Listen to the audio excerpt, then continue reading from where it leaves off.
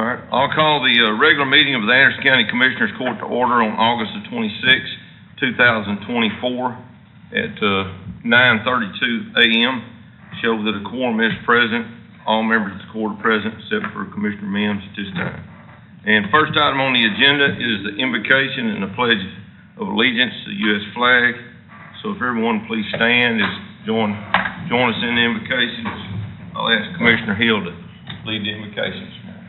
Father God, we just come to you this morning. We just thank you for this day, Lord. And Father, we just come to you. We ask that you be with us as we do county business, Lord. Just pray everything we do be pleasing to you. And Father, I just pray you'll be with us, Lord. Just send rain, Father, when you see fit. And Lord, I just ask that you'll be with the men and women fighting for our freedoms.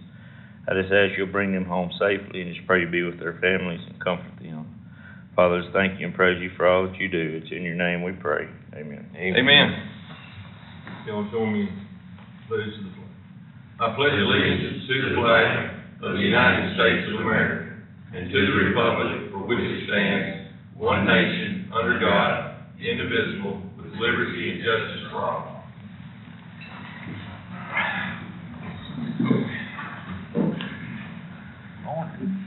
Show Commissioner Mims is present. Anybody else other than me? Okay. I signed up my open forum because I didn't want to put this on the agenda, but just a matter of information. The question was asked of me a couple meetings ago, and so I wanted to bring this to not only court's attention, but the sheriff asked me for the authority on dealing with dangerous dogs, and so I did the research. And he may want to get an opinion from the district attorney, but I pulled up the health and safety code, and there's actually two definitions of dangerous dogs. But in a county that doesn't have an animal control officer, essentially the authority is the county sheriff in an area that does not have an animal control officer. So that's the definition of animal control authority in a county, okay? And then you go down to 820, and that's in 822.001 in the health and safety code. Then you start down through that section, and section 3 says dangerous dog. It shows that you need to look in section 822.041 to find out what the meaning or the definition of dangerous dogs are. So essentially there's two. Dangerous dog means a dog that, and this is where it's actually attacked somebody or caused bodily injury. But then or, and after the or, it's not both of these, one or the other when it says or. So capital B and this is 822.041, 2 capital B.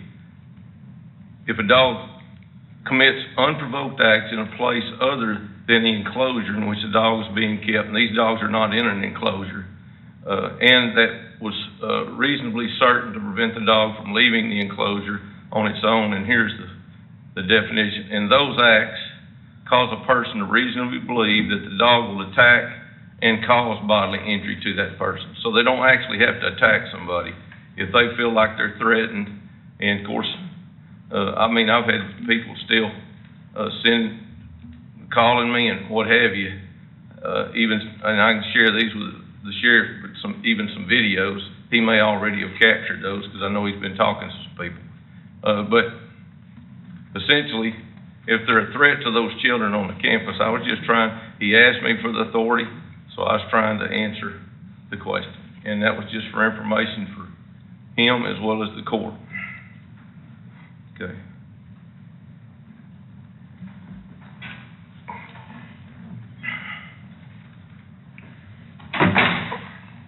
And I've got a copy of that for the commissioners, one for the clerk.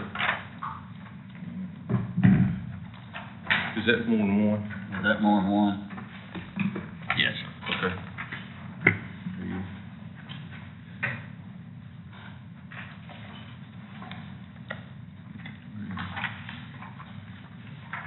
Sheriff, I'll get you that when we get through. Oh, you can give that some more. All right, next item on the agenda is that was all that was signed up, right, Mark? Yes, sir. Okay, nobody else, okay. Number 4 is the consent agenda. The consent agenda is considered to be self-explanatory and will be enacted with one motion. There will not be a separate discussion of these items. However, any consent agenda item that may be removed for individual consideration pursuant to a request by Commissioners Court members. We got budget amendments number 69 through 72 and budget amendments 74 and 75. Is that all of them as far as you know, Megan? Yes, sir. Okay. And then consider approving bills, approving utilities crossing county roads. Does anybody have a utility crossing a road today? No, sir. No. Okay, none? Okay.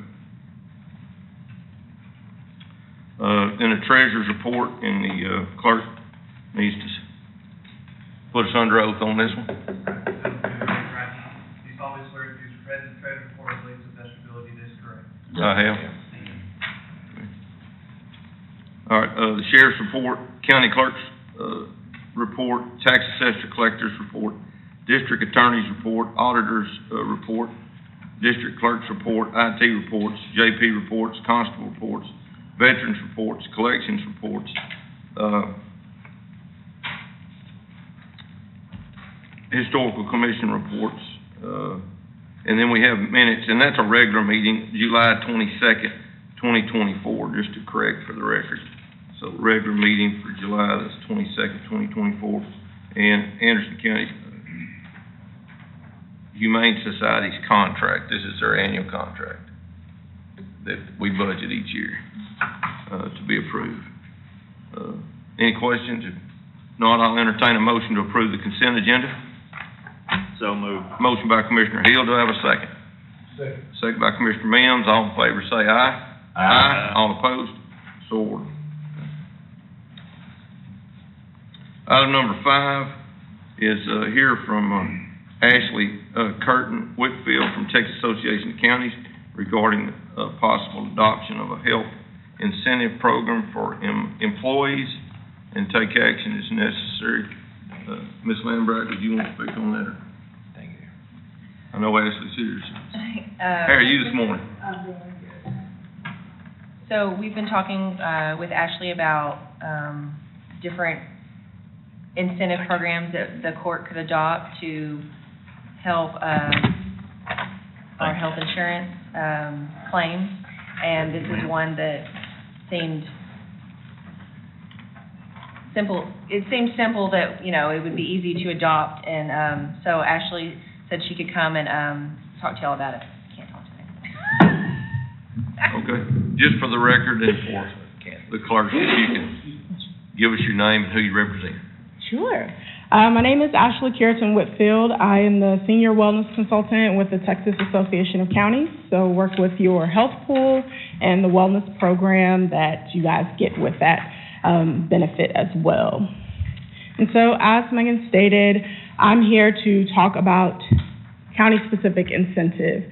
This is one strategy that a lot of groups have begun putting in place to help with the long-term cost and care of improving employees' quality of life. Also being able to make sure that we're promoting health and wellness and preventive care and utilizing your benefits as well as best as possible. At the end of the day, our entire goal is to be able to reduce cost. How do we do that? We know inflation happens. We know the cost of things continue to go up. But they can go up, however, if we don't necessarily have to use them because we're doing what we can to be preventive and taking care of ourselves, then it doesn't necessarily matter what the cost is.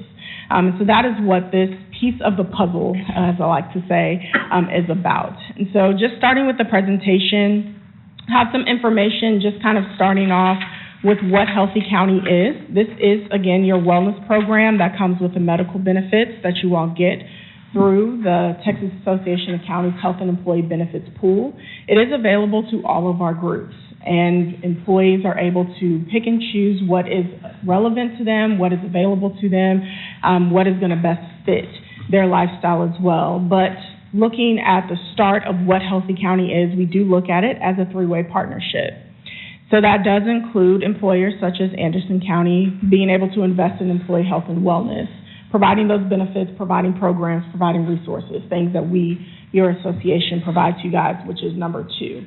So we're trying to do our best to make sure that we're looking at the market, scanning what is out there, what is available, how do we help members who are managing any type of chronic condition, what programs are available, what financial relief can we provide them by putting different programs in place. But then I always say number 3 is really the pivotal piece. Because if employees don't know what is available to them, if they don't know the benefits that they have, then number 1 and number 2 are for naught. We're just spinning our wheels just to say we did something. So really trying to make sure that employees have those educational opportunities. You guys are great about hosting open enrollment every year for employees to come in, learn what is new or what is available to their benefits. Sometimes we hear things over and over again, but it might take something happening to us or someone close to us that might trigger, oh, hey, I do have access to this benefit and just needing a refresher for that. And so I do commend you guys for hosting that because that is a great way to make sure that employees stay informed. On the next side, that just talks about our strategies, and I've been talking about that roundabout ways, but at the end of the day, it is making sure that we can reduce those costs and eliminate barriers when it comes to caring for chronic illnesses, being able to identify and reduce those preventable health risks, and that really is what the county-specific incentive is created to do. And then, of course, keeping the healthy people healthy. So we have incentives, we have programs that are available for us to just make sure we can maintain our health and wellness status in a positive light. On the next slide, you can look at the reality costs of healthcare. So with this slide, honestly, it is just you can look at it and see everything touches one another. Our health behaviors, the things that we do, those can impact chronic conditions. They can impact our lifestyle choices. So at the end of the day, looking at our quality of life, what are some of the things that we can do to help make sure that we not only reduce our costs as consumers of the health plan, but even as the steward of the health plan, as the employer, what is available to make sure that we're doing right by that. So kind of digging now into some of the specifics when it comes into the incentive program, I start off with the annual exam. And so just looking at the numbers, what we have realized and have found within our specific pool in our claims cost, those employees who get an annual exam every year cost the plan 22% less. That means they're also costing themselves 22% less. So that is one direct correlation that we have when it comes to the annual exam, and the reason for that is because we're able to detect issues earlier. So whether that is being able to save lives, but then also being able to reduce the cost, because if we can catch things at an earlier state, it costs less for us to treat those things versus it being stage 4, stage 3, things along those lines. And then also, it is best to know what is going on with our body. I always say the annual exam is just a little checkpoint, just letting us know, hey, I might need to watch how much I'm consuming of fill in the blank, or I might need to drink more water, and all of those different types of things, and just finding realistic ways to do that, right? If I give you a list of 10 things for you to do, you ain't gonna do none of them, right? Because 10 activities is overwhelming, right? Same thing for me. I tell my doctor to stop at 3. So being able to make sure that we can communicate those things and then support employees as well while they're on those different journeys within their life. Flipping over to the next page, just talking about physical activity. This graphic here just shows what the different benefits are as it relates to physical activity. And I always say I'm not encouraging anyone to be a marathon runner. Actually, I commend those who are marathon runners. I say if I start running, please follow me because that means something is happening. So I'm not an advocate for all of those things, right? But taking some simple steps, whether it is following the rule of walk for 30 minutes as if you have a dog, even if you don't have a dog, but just getting up and moving around. But you can see all the different areas that physical activity and just health and wellness in general, but how it touches so many different aspects of our life and being able to improve the quality of life that we have. So just now getting down to the why. So why should a county implement a county-specific incentive? Again, as I stated earlier, it is a long-term strategy to improve the quality of life and also being able to reduce healthcare costs. One thing, because we believe in this program, we have actually put dollars towards providing our groups funds back for implementing this program specifically. So we have a program called Employer Rewards. The county earns funds back based off of different health and wellness initiatives and activities that you guys do hold.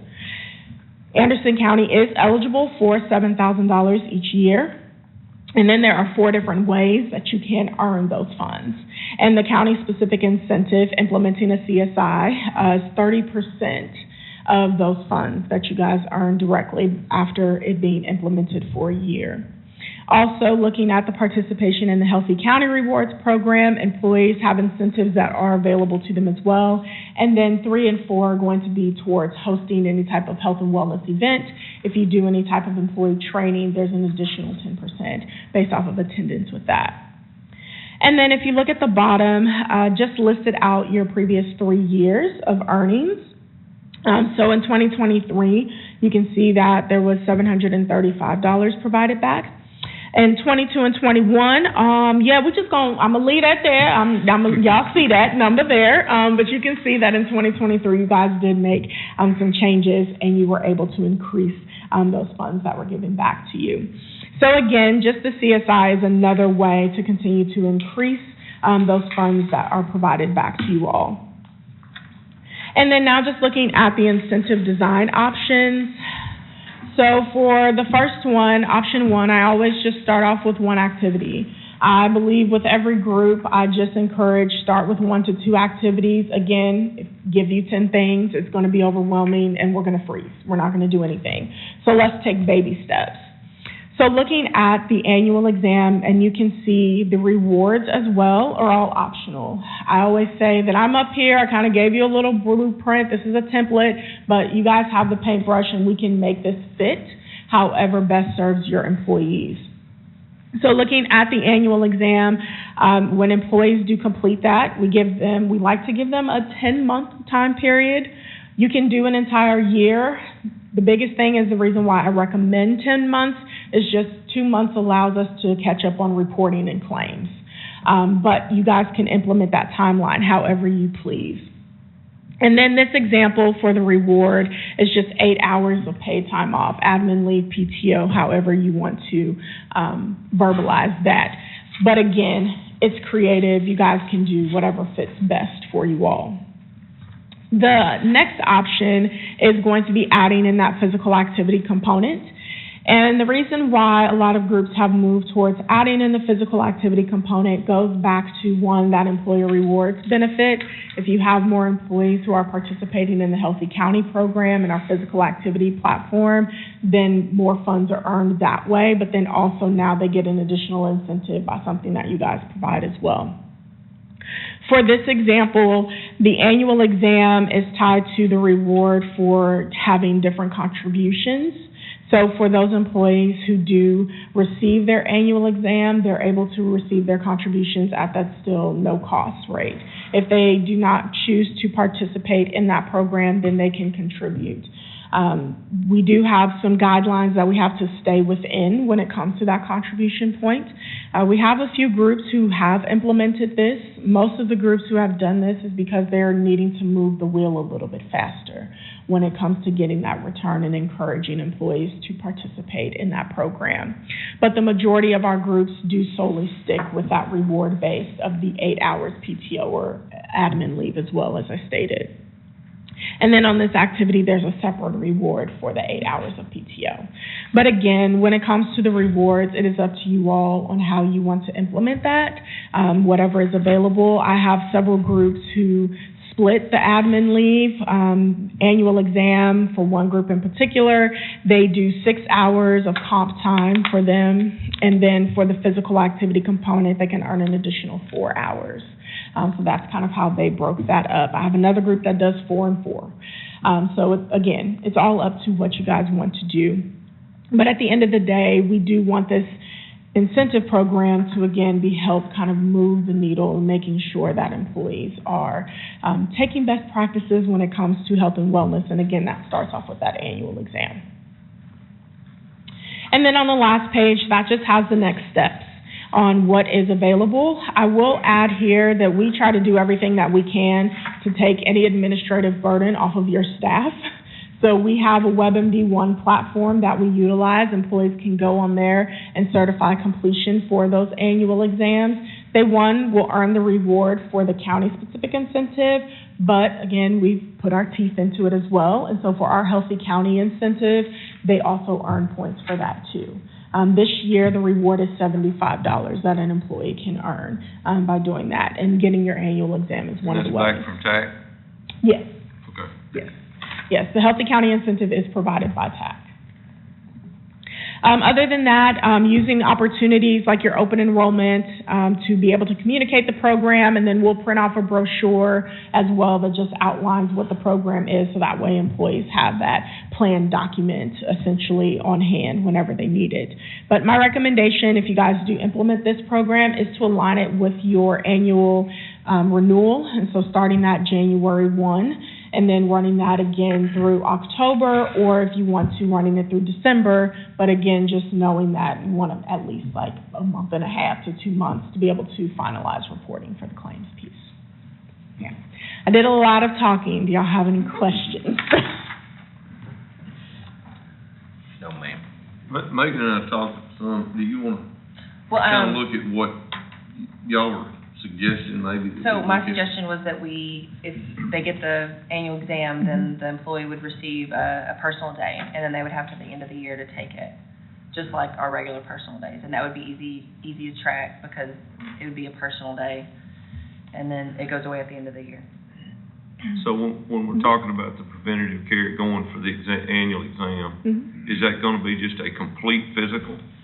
Yes, it's, What could it include?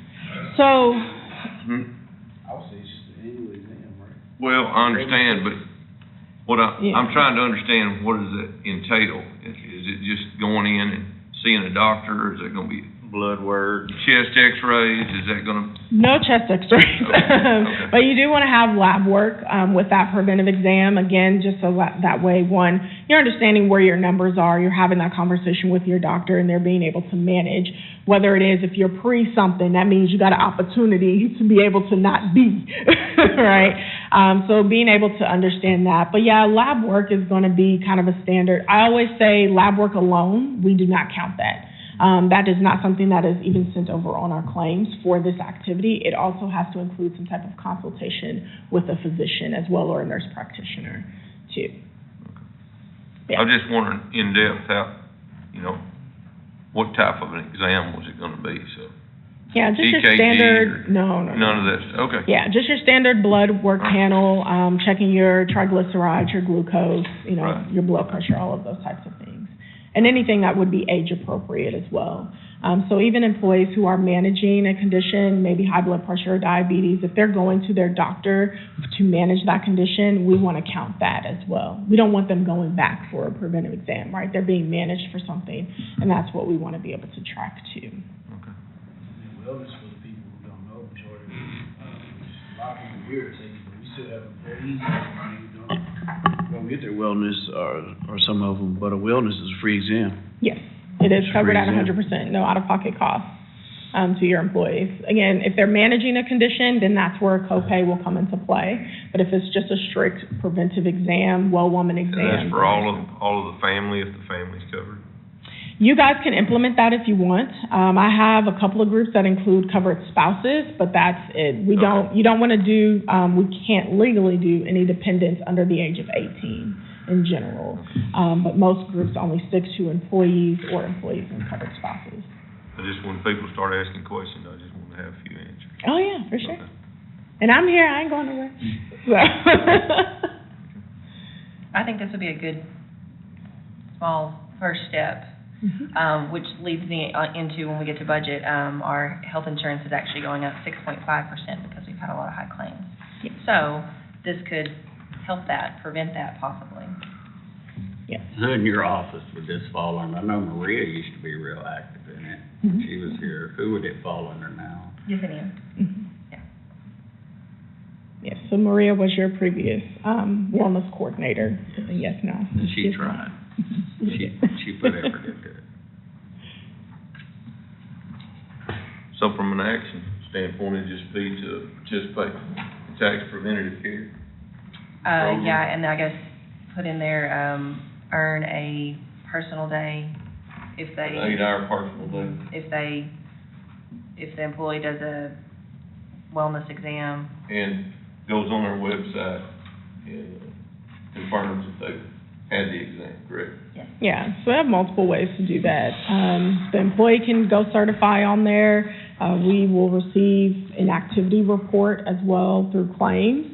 So anyone who did get their preventive exam, we will receive that, and that'll automatically be added.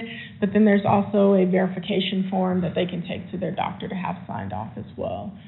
So we try to make sure that we cover each basis, because we know not everybody is wanting to be connected with technology. So we definitely try to have a paper form as well. But they can do this exam anywhere they want to go. Yeah, Their own in-network personal provider. Yeah. Their own personal doctor. I got a question though. So in verifying, would it be, y'all don't get the Blue Cross Blue Shield stuff that actually shows you where a person had a wellness exam? Do you, like the claim form they send to the house also? No. Okay, so We do yeah, not you would have to actually have the form, or they would go online to fill it out. Yes. Yes. Yeah. So, If Y'all they have the form and their doctor signs it, then they can just mail it in or whatever, or, They'll take it to Yesenia, Okay, and that way and she then will she- have that. And that form honestly just states that you went to have your exam. There's no, we don't need any of your Personal numbers, no, information. none of that is Yes. on that form. It's literally just your doctor signing off that Yes. they saw you on this date, and that's it. But yes.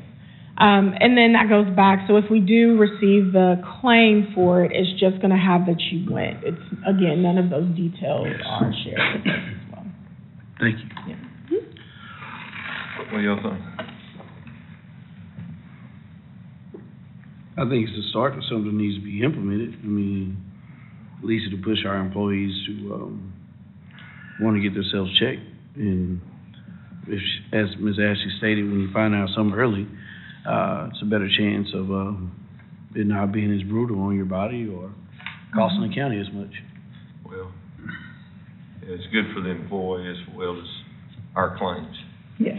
essentially. Yeah, employee quality of life is always first. And claims I wanna just make gets the sure if benefit we- from that. I'm gonna entertain a motion, and, I wanna make sure that I state it correctly. Okay. So, you correct me if I'm wrong, I wanna make sure that we get it done, according to what y'all need, so, I'll entertain a motion to approve participating in Texas Association of Counties through our health program, participate in preventative care, program administered through our, the auditor's office, and,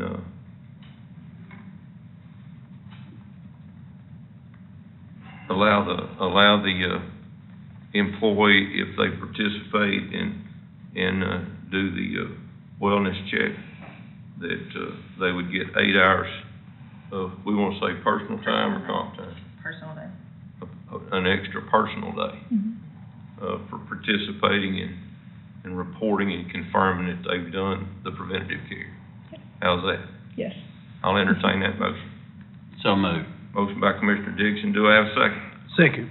Second by Commissioner Mims, all in favor say aye. All opposed? Thank you. All right, thank you all. Thank you. thank you, thank you.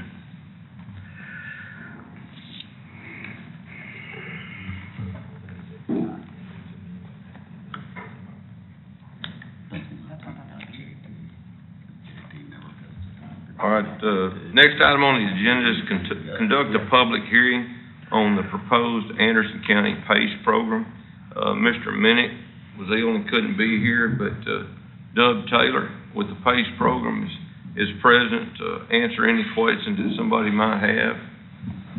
I see Mr. Trahan's here with EDC. He's kinda had an interest in this subject, so, let me get over here. Doing all right, Mr. Doug? Thank you, Judge, Commissioners. Yeah, as the judge Let me do said. this first. Uh-huh. I'll open the public hearing at 10:02 a.m. for public hearing on the proposed PACE program. Now, Mr. Taylor. Okay, thank you, Judge. Okay.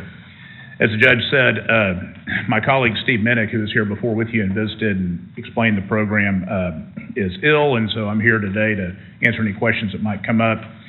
Just to reiterate the process, under the enabling state law for the PACE program, cities and counties can adopt PACE at the local level, and there are at least a couple of deliberate actions that have to take place.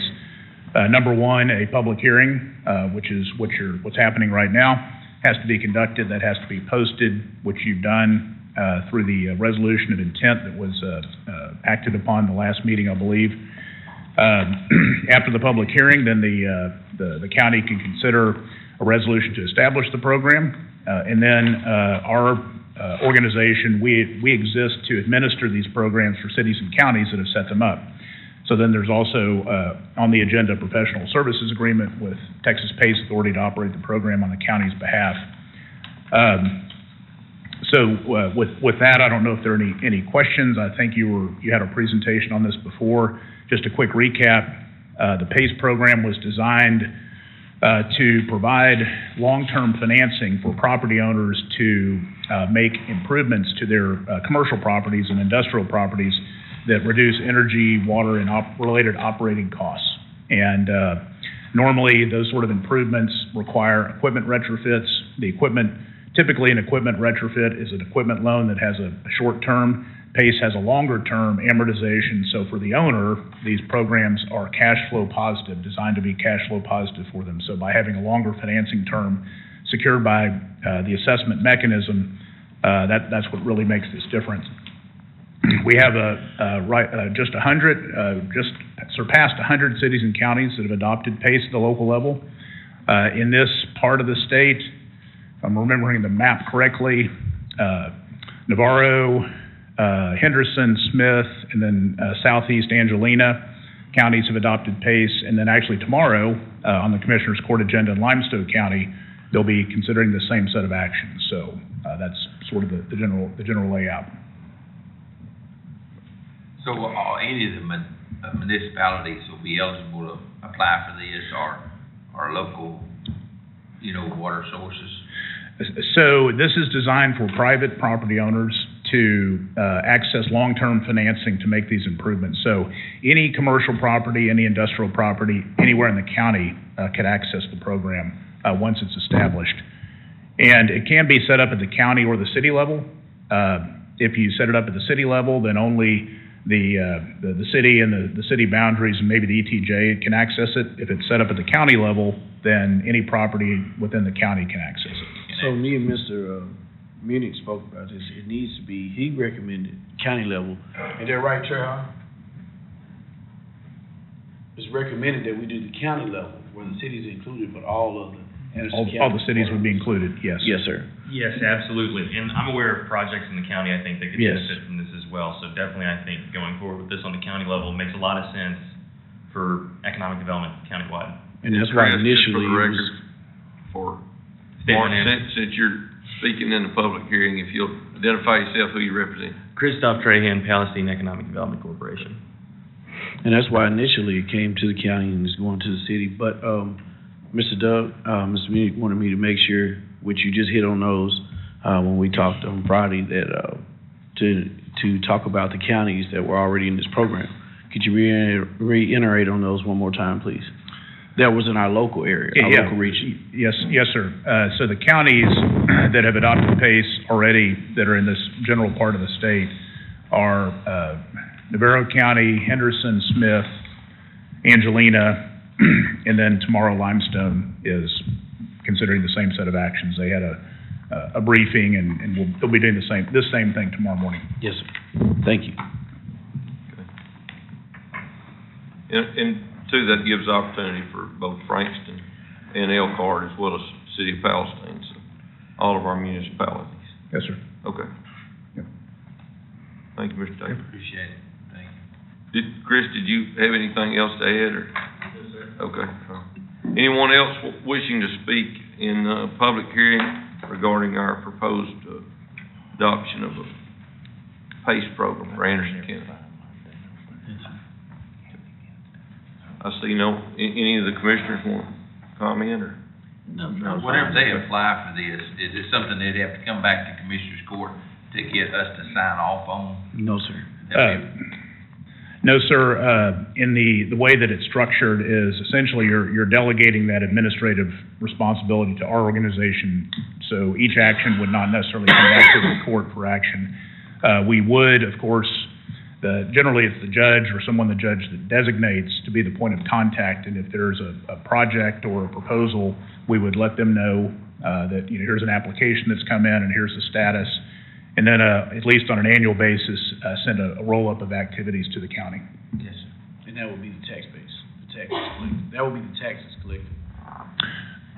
Not, Well, we'll be benefiting from it, because, just like when we were speaking previous, we were talking about, Robert with, McCrary and everything.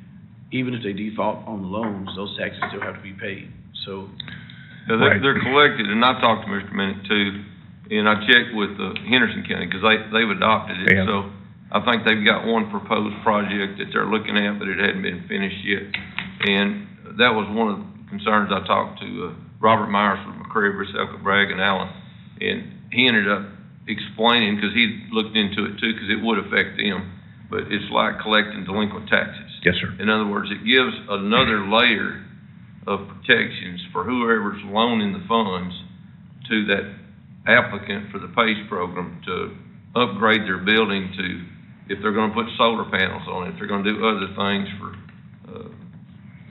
to help them, maybe reduce their energy costs Yes. and those kinds of things. Yes, So it would be, if somebody did that and then they defaulted on the loan, it wouldn't be just like a normal default, because it puts protections for that, whoever that lending institution is, that it would be collected like delinquent taxes, yes, Judge. correct? That's correct, Okay. yes.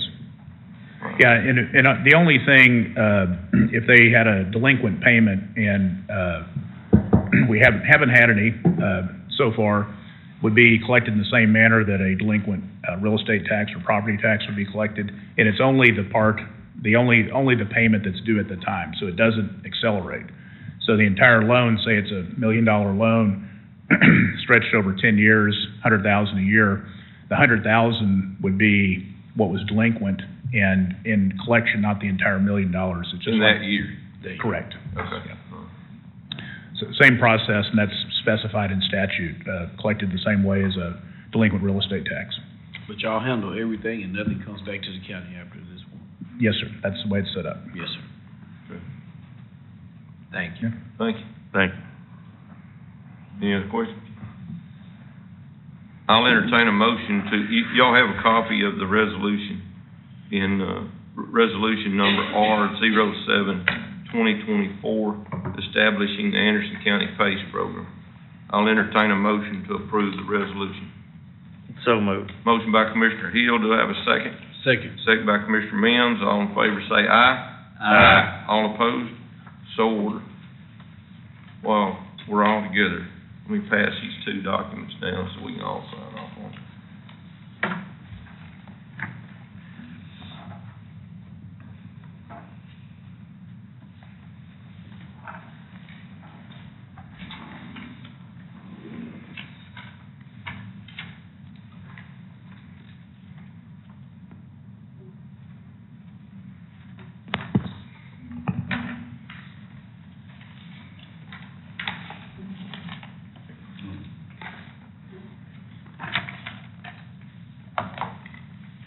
And just for the record, I'll close the public hearing at 10:10. That's when we got through, so, AM. We'll swap ends here.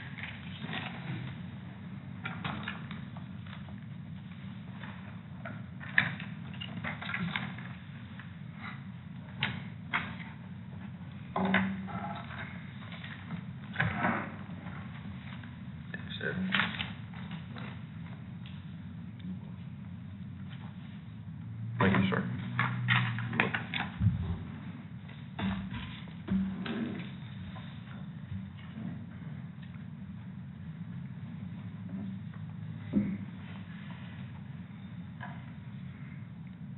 All right, Item number 9 is consider and take action to approve the revised Southern Health Partners contract for the county jail, health and medical services for county inmates.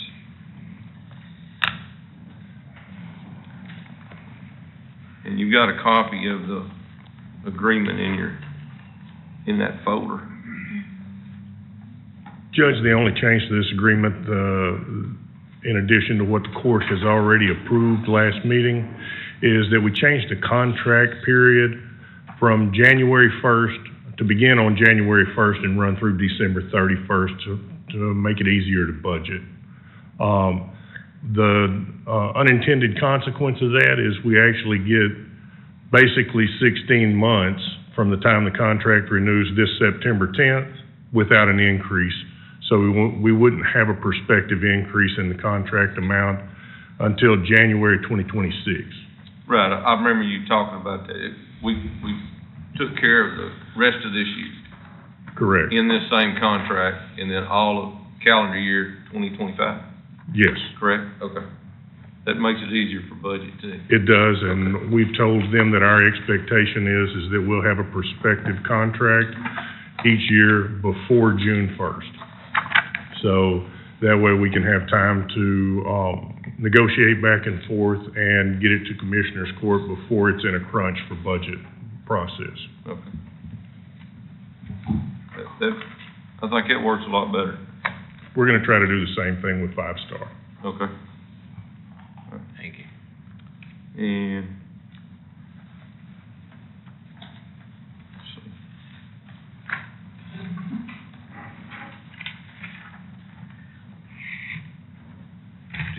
was there actual total? That's what I was, I think it's 876,468 okay. for 2025.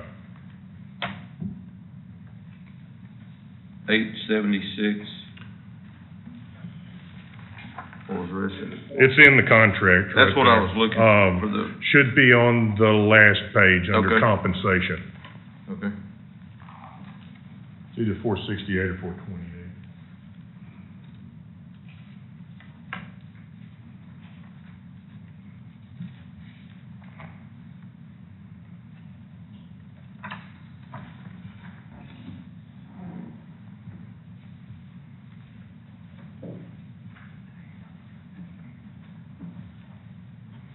Oh, I'm sorry. It is $876,458.16. 458.16. Okay. Thank you. I'll entertain a motion to approve the contract for 16 months. Correct. It's from beginning September 10th and ending December 31st, 2025. Okay. September 10th of '24 and ending December 31st of '25. September 10th through December 31st, Correct. 2025. Now, the 876 respectively, Judge, just accounts for next year's fees. Right, we'll So the continue this. 2025 fees. We'll continue for 2024 fees till the end of the year. Correct. That's not the total of the 16 months, in other words. Okay. So I'll entertain a motion to approve the Southern Health Partners contract for the county jail health and medical services for county inmates, for the 16 months beginning September the 10th, 2024 through December the 31st of 2025 with $876,458.16 that covers the next year's contract. 2025, correct. Okay. Entertain that motion. So moved. Motion by Commissioner Chapin, do I have a second? Second. Second by Commissioner Hill, all in favor say aye. Aye. All opposed, so ordered. Thank you, sir. Thank you. Consider to take action on any changes to the, 2025 proposed budget. Okay, so the only changes, that I have to propose to the court is our health insurance. It's supposed to go up 6.5%, so I updated this sheet for y'all. I'm recommending that the county does a $10,700 contribution per employee per year what y'all already adopted was $10,300. So this would add to the general fund $95,400.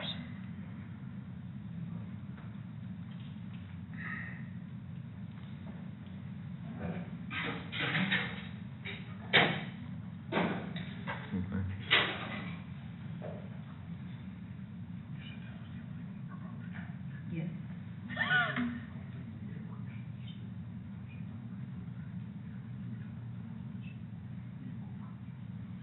Oh, no, no, we never So- talked about it. They never talked about it again.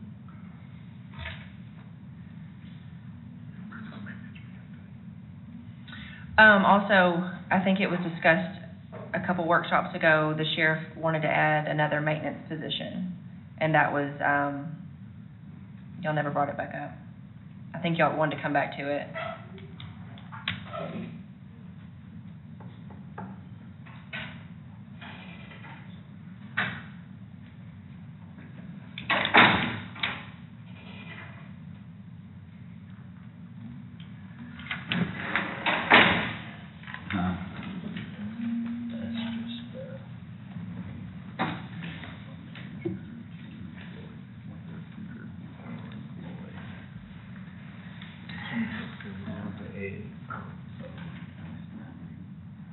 All right, so Well, Josh, want to do one at a time? Just go through one at a time. let's take the healthcare change first. So we need to probably have a motion to raise our healthcare. It's $10,700 Yes, that'll be the per employee. annual contribution per employee. Okay, and that totals, addition to the budget, $95,400. Yes. Okay. How do y'all want it?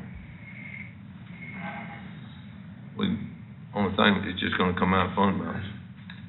Is that okay with everybody? I don't know what other option we have. That's it. That's pretty much it. That's it. I'll entertain a motion to approve, raising our employees' health insurance contribution to $10,700 per employee. And taking those proceeds from fund balance, total $95,400 to be, make that change to our budget as it stands right now. Do I have a motion? So moved. Motion by Commissioner Dixon, do I have a second? Second. Second by Commissioner Mims, all in favor say aye. Aye. All opposed? I want to ask a question. Was there any particular reason it went up that much, or is that just? Claims, we've had a lot of high claims We lately. got a large number of claims. Okay. I asked the very same question as soon as I heard it. Ashley can speak a little more into that. If you want to kind of give us a little information on that. Yes, yeah, for sure. So you guys will be receiving your renewal paperwork on Friday. That is when it's set to come out. But just to give you a little bit of additional information, recently your claims went above basically our pool needed amount. Our pool needed amount this year was 6.5. So you guys are getting that pool needed amount now. And that is due to the fact that you had some recent high-cost claimants that are looking as though they're going to continue to be ongoing. And so to be able to account for that for the upcoming plan year, that is where that increase is coming from, which is one of the reasons why when we talked about the mid-year review, wanting to implement that CSI as well to try to make sure that we can mitigate that in the future from becoming bigger and bigger. Yeah. Thank you. Mm-hmm. All right, and so we also need to adopt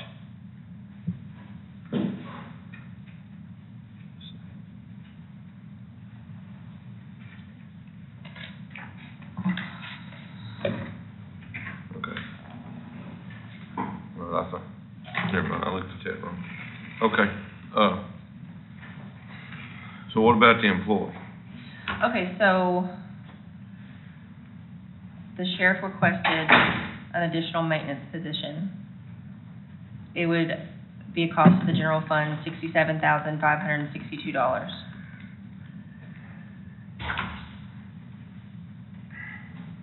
think,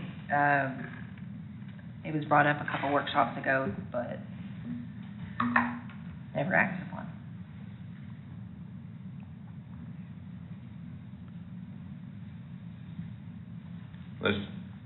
That's gonna increase the deficit, so.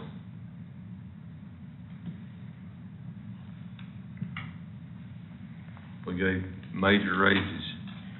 I was waiting till the public hearing, but I've got some stuff we probably need to talk about before we do anything else to the budget.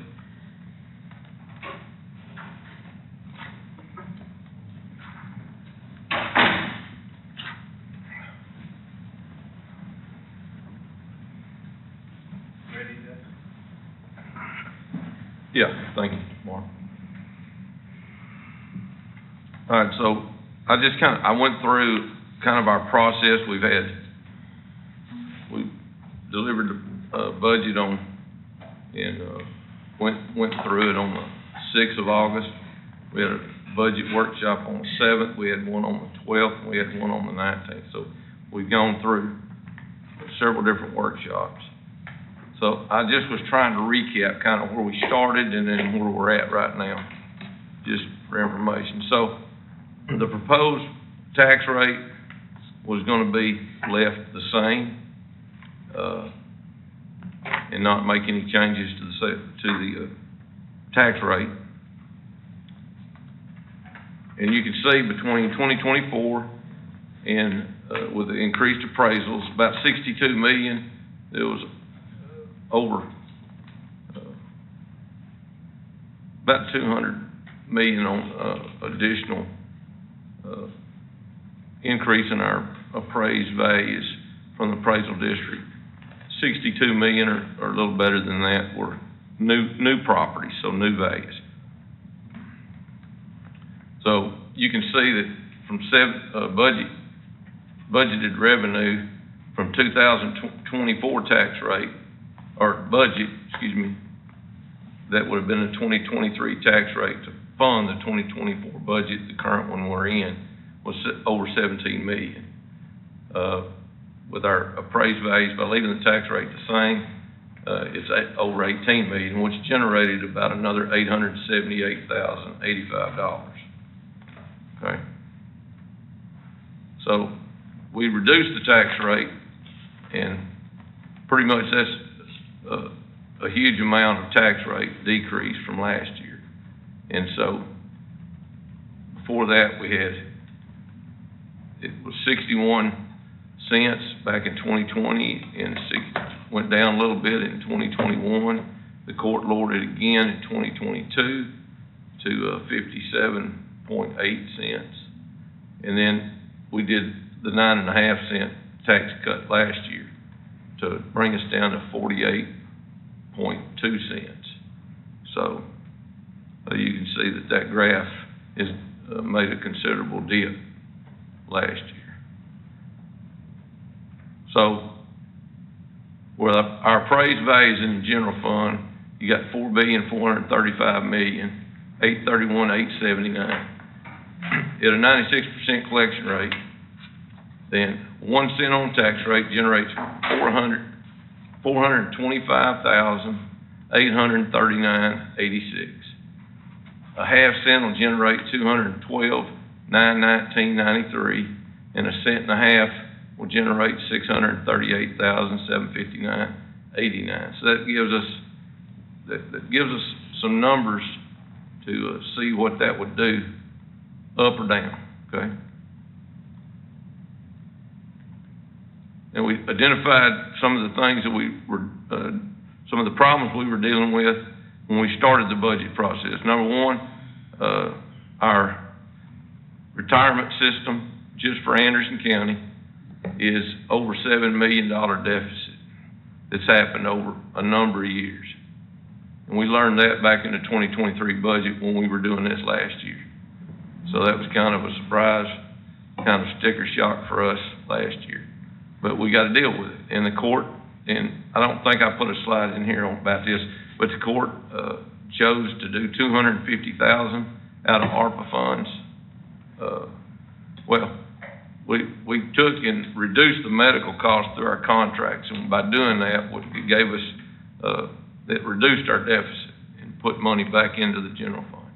So, we moved, $250,000, I believe, from medical this year in the 2024 budget to make a $250,000 payment to our retirement system. And that's already been done, right, Megan? Yes, sir. Okay. And then, of course, last year's budget, when we finished, it was $2.3 million deficit. So, the annual approved budgets, 2020, 21, 22, 23, all were deficit budgets 1.8 to $2.9 million. So, in starting the process, we tried to reduce that deficit. We got it in the proposed, we started with 652,000. Then we looked at the inmate medical contracts, and of course, those keep going up. And we estimated, sheriff estimated 900, I think we ended up with 950,000 that we were funded for next year's budget because there's some additional costs there other than just the contract. Inmate contract meals, those are continually going up. So during the process, we took and actually paid those contracts with the ARPA funds. So essentially, pretty much everything that we had left in ARPA, except for a couple exclusions, reduced our $2.3 million deficit this year, I'd say by probably $900,000, something like that would be a close estimate. And so that reduces this year's budget, which is good. At the same time, we took and paid for this year and next year part of the meals and the medical expenses for the sheriff's office and put money back to the general fund, trying to reduce the deficit, okay? Now, this is where we're at now, to a certain extent. We put money back to the general fund. The court is budgeted $1.3 million for the Expo Center and permanent improvement. And see, in this year's budget, we have reduced it to approximately $1.8 million from $2.3 million. So that was a good move. But that $1.3 million is what's making us show a $3 million deficit at this point. So we're back to a $3 million deficit. And I was just trying to show you where that's at in permanent improvement. I blew it up so you could see a little better. And of course, $200,000 was going to the AgriLife building to try to build an extra building next to the existing building by the Capital One. Okay. This is where we're at right now with salaries. I took that same chart that went with the proposed budget. That first total down there was showing what for 2023, 2024 this year, and what was proposed for next year with a $1,200 increase to try to give everybody a cost of living raise.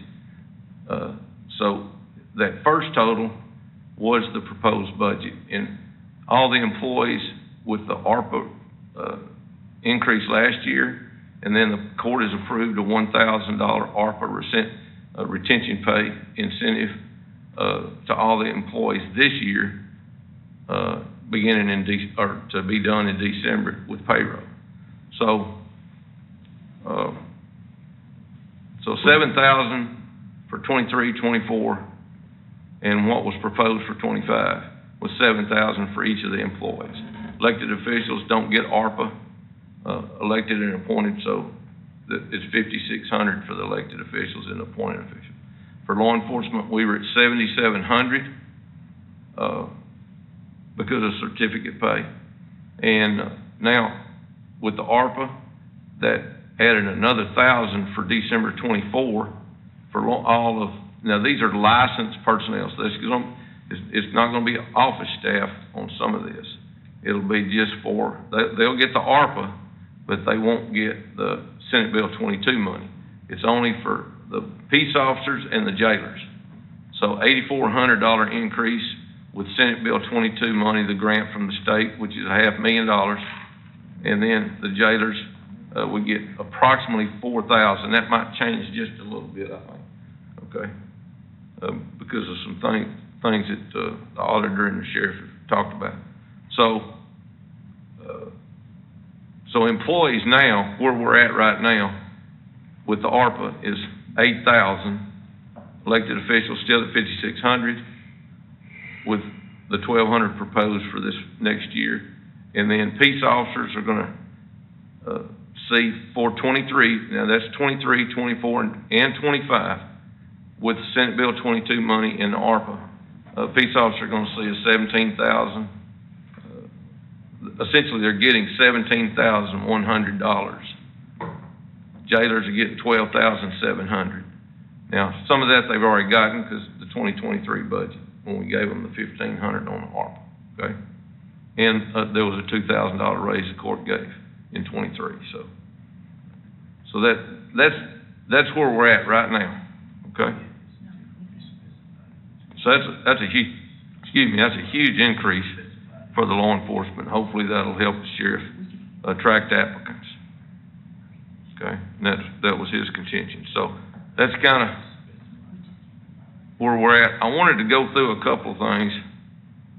Well, I guess I can come back to that for the hearing, but I just wanted to let everybody kind of see some of the changes and where we started and where we're at right now. Okay?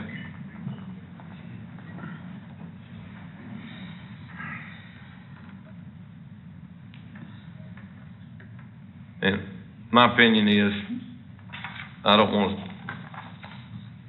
we did a lot with the ARPA moving that over and increasing the salaries, and I'm not going to support adding another position. That's just my position.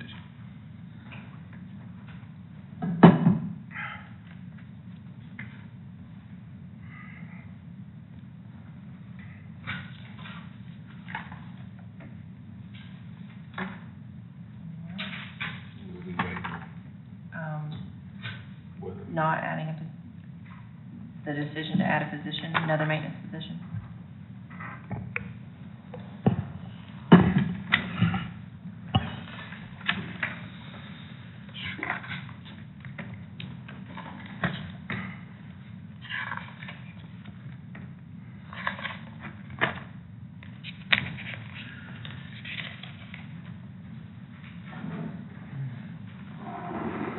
Kenneth Lewis. I just, I didn't know. I didn't know what everybody else was thinking on this thing. I gave my opinion. Sheriff, our situation that we're in right now with having to come up with more money with the, insurance and stuff, I know you said that it's about $500 every time we call somebody out.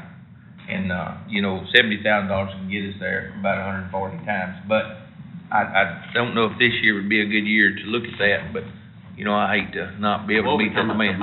A new position, he's wanting another position, so, you know, I mean, but, I mean, that's up to y'all, whatever you think. What would your thoughts be, Sheriff, if we looked at it next year? Well, I understand the constraints of the budget. It's just my job to let y'all know what I Yeah. need, and, you know, y'all have a tough job. Well, I think you did an excellent job. By any decision the Commissioners Court makes. But, Messed up.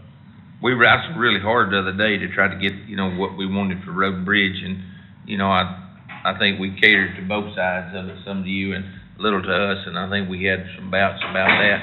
There was no more extra money, so this time, you know, instead of making cuts to the budget, we just had to direct it to come out, and at this time, I just don't really recommend it myself, but it'll be up to y'all, the majority. Maybe just come back next year and address it and see if we can I add think it that definitely position needs to be in. considered, because having an in-house, on hand. I agree. And he doesn't have to wait on schedules, and he's got, it's more of a preventative thing for him, you know, that'll be the advantages, so. But I'm sorry, but that's where I'm at with this trip, so. Thank you for your consideration.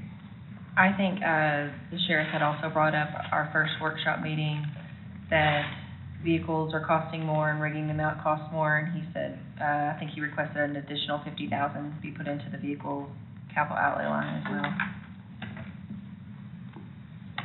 I can speak to that if the court would like to hear the reasons why. How much is in there now? 300? 300?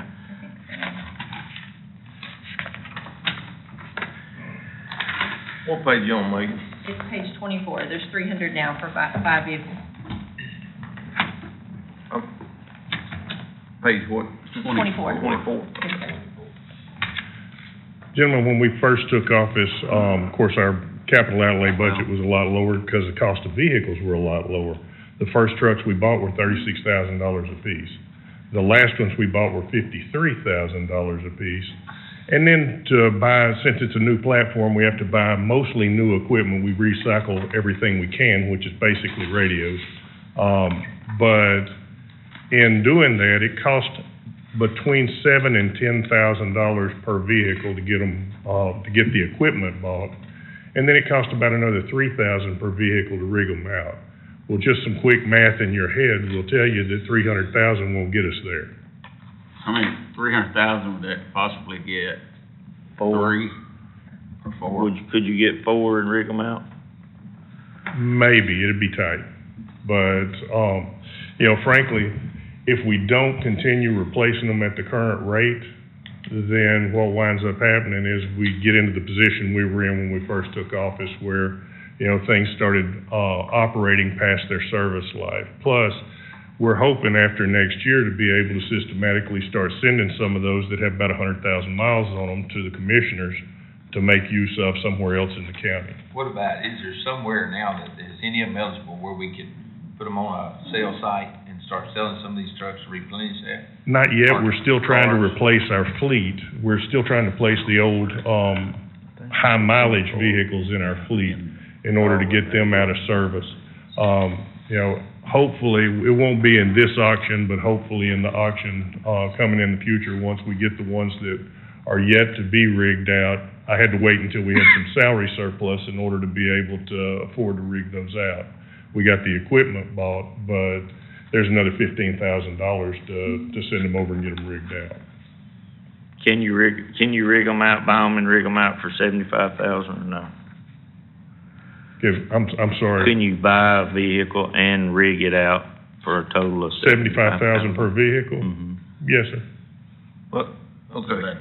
Yeah. So what are the vehicles? I know we got 300,000 Mm-hmm. this budget. Yes, sir. Okay. So we've been getting 5 vehicles, right? Yes, sir. And I think we added 50,000 this year. We may have moved the money, but we saw that we had to move 50,000 to rig them out. No, we didn't. We Was haven't it added 10,000 anything that I'm vehicle? aware of. Hmm? We haven't added anything that I'm aware of this year. It was the same 300,000 that we had last year. Is that correct, Megan? I think we added We money. added I think 50,000. we added an extra 10 last year for this year. Maybe it was. I think we added an extra 10 this year. You ought to rig them out. Yeah, Yeah.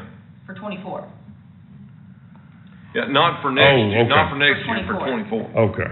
Okay. I'm sorry, I'm tracking now. Yeah, 'cause see, it's This saying, year, next year. it's showing, we budgeted 350,000 for this year.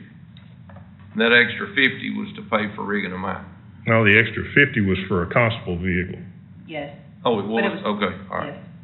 I But just it- remember no, us moving money. No, because it was 250, and then we added 50, so it's 60,000 to rig out a vehicle. 50 for the vehicle. Oh, okay. And 10 to actually rig out. Okay, So we did add 50 to it. okay. So that same 50's there, but the vehicles are costing us more. That's the difference. And I mean, I expect them to go up in 25 as well. We don't have a 25 price list out yet, so I expect another 3 to 5% increase on them in the coming year. I expect they'll be somewhere around 56,000. Just your opinion, how far would it put you back if you bought 4 and rigged them out in 2025? 20%. That's the quick answer. Right, just to, Easy enough, Nick. You know, we'll make do with whatever the court gives us, but, you know, or approves, but at the same time, you know, as the sheriff said, we understand the budget constraints, but at the same time, you know, we asked for that as well last year, some additional money to rig them out with, and it didn't make it through because of the same reasons, and we get that. So we just had to sit on this. Matter of fact, the judge made the comment earlier, this month that we're sitting on a bunch of new vehicles over there. It's because we had to sit on them until we got enough money set back to be able to make a budget amendment in order to get them rigged out. Plus, additionally, we were waiting on the rest of the equipment to come in. So, sometimes it takes 5 or 6 months for all of the pieces to come in. Well, with all the things we've seen through the budget and how we finally have it, I think, like I say, we've all sat on the court when we didn't buy any. There was years when we wasn't allowed to replace any. And I don't think like Nick said, might set us back 20% or set them back, but I don't think it would hurt to try, to leave it at what it is, if they could possibly buy 4 next year.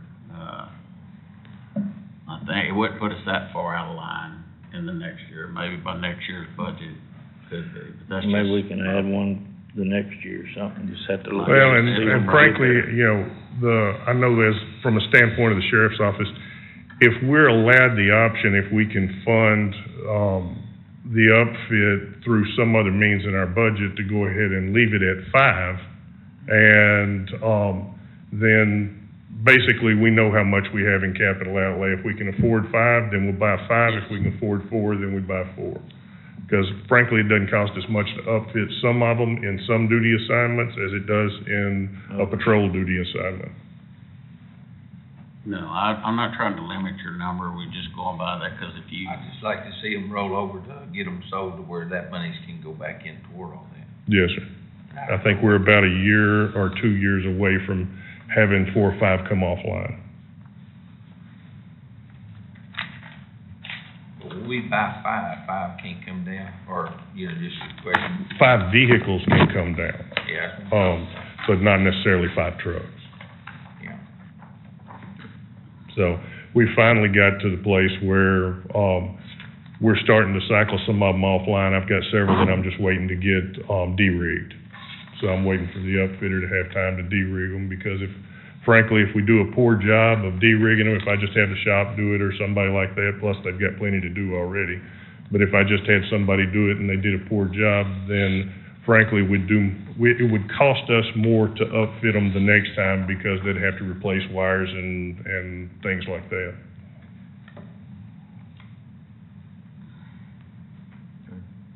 So leaving them Leave at it 5? leave it at I'm 300,000. okay with leaving where it's at, but then just one. Okay. That's good with me. Okay.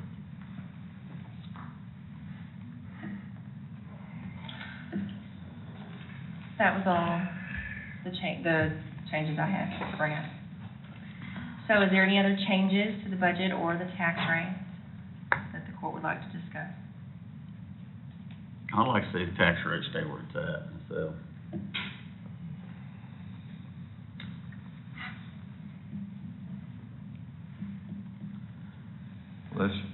That's where I'm at. Leave it the same as last year. Yeah. It'll give us a little income, but. If we can do that, and even if we can do that over the next 2 or 3 years, you saw, you're gonna get an increased appraisal. We got new value coming. So, that was 800,000, so as we do that, hopefully that works on that deficit too. That's kind of the thinking. Okay. But that new money, it's just new taxes on, new things coming into the county, so most everybody should have, their evaluations went up, but they got the $100,000, exemption. I think most everybody, for the biggest part, their taxes went down, so I don't think leaving it the same would challenge them. And then we'll be working on that side of the deficit, the 1.3 won't be an ongoing effect, that's just a one-time deal. We're still at the 1.7, basically, and I think my plans were to get our fund balance down some to where, our operating costs to meet the demands of the 3 months is approximately, in that $6 to $7 million range. So we'll have the deficit at a better standpoint for the taxpayers, So I think we're on a good road. Well, I think we are, and I think this court, has done a good job with the tax rate each year that we've set on this court. This is my last year to get to deal with this, and I'm pleased to see that it had come down what the judge showed on the screen a while ago, and I'd like to encourage the court to continue on that line as trying to lower the tax rate each year when they have the opportunity, and this court's been good about doing that. And like I said, our whole goal is to improve Anderson County and build up the infrastructure in Anderson County, and I think it's heading in the right direction. So, to tell you, I appreciate y'all for what y'all have done, and just hope y'all can continue on with it. Yes, sir. Well, I guess my major thing is we were working on the deficit, and we were just a little over 3 months operating. It was about 7.7 million when we started, and leaving that in fund balance. And we've got elected officials that are not spending all their money. We've got some increases in interest income, but that's very volatile, like we talked about. And personally, I would like to see us take that 1.3 million and put it back in fund balance. And whether I'm for or against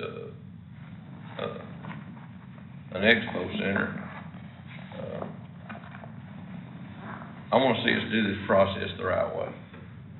And I've been through it multiple times, but if we go through an education process, an investigation process, to see what the budget's gonna cost us, what the tax rate would have to be to generate the funds for doing that, and go through the right process. Now, one of the things, I think Commissioner Chapin indicated that, on the water, that the water system out there in Brushy Creek is looking at maybe doing a new well and servicing some new areas.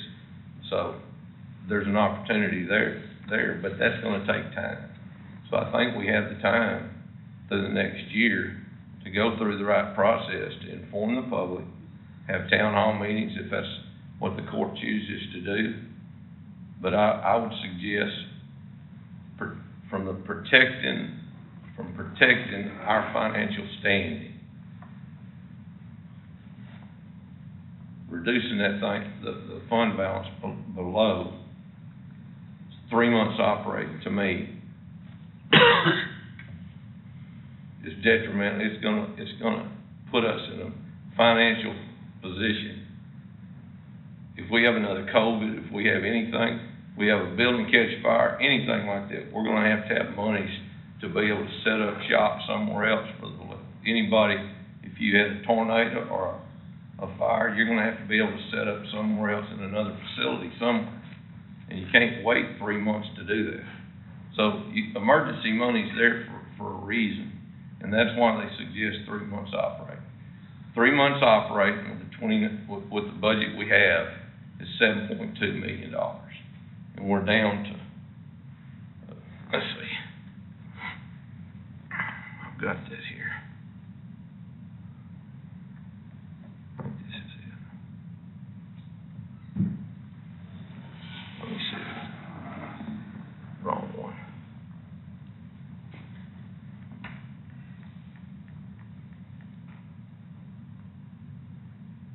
Oh, here we go. Now, this is what we talked about I've blown it up so you can see that. But this is where we started out on the proposed budget. And it was $7,703,632 with a $27 million budget. When you add the 1.3, and there's a little bit more in there, but when you add what's been added for the projects, then this is where the fund balance is. At least the estimated fund balance is $6.4 million. That's below 3 months operating. And I think it puts us in a financial bind. And I'm asking the court, let's do this with a bond election. If you're gonna do it, let's do a bond election. Let's go through the process. We've got time to do it. Inform the public. And then we don't have to take that 1.3 million out of there. Because we don't have any drawings yet. We don't have any real estimates yet. So we're really in the beginning stages of this project to get water out there that's gonna take some time to dig wells and put water lines in. I worked with Brushy Creek and I worked with Slocum to get grants from, Water Development Board when I was here before, so I understand what that process is like. And so I'm just asking that we look at this and going about it a way that we have better estimates of what we're looking at, and having the, if you're gonna do a bond election, then let the people decide. And, that's my position on the thing, but taking this thing below 3 months operating, I can't, for me, I just can't do that as the budget officer. I'm looking out, and I know y'all are too.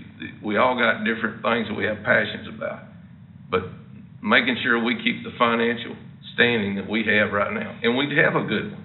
That's my whole concern. We have a good one. I don't want somebody looking at this, and I could look at this, if I just went and took the budget and looked at that right now, I would think, why are we doing that, going from $27 million to $29 million budget?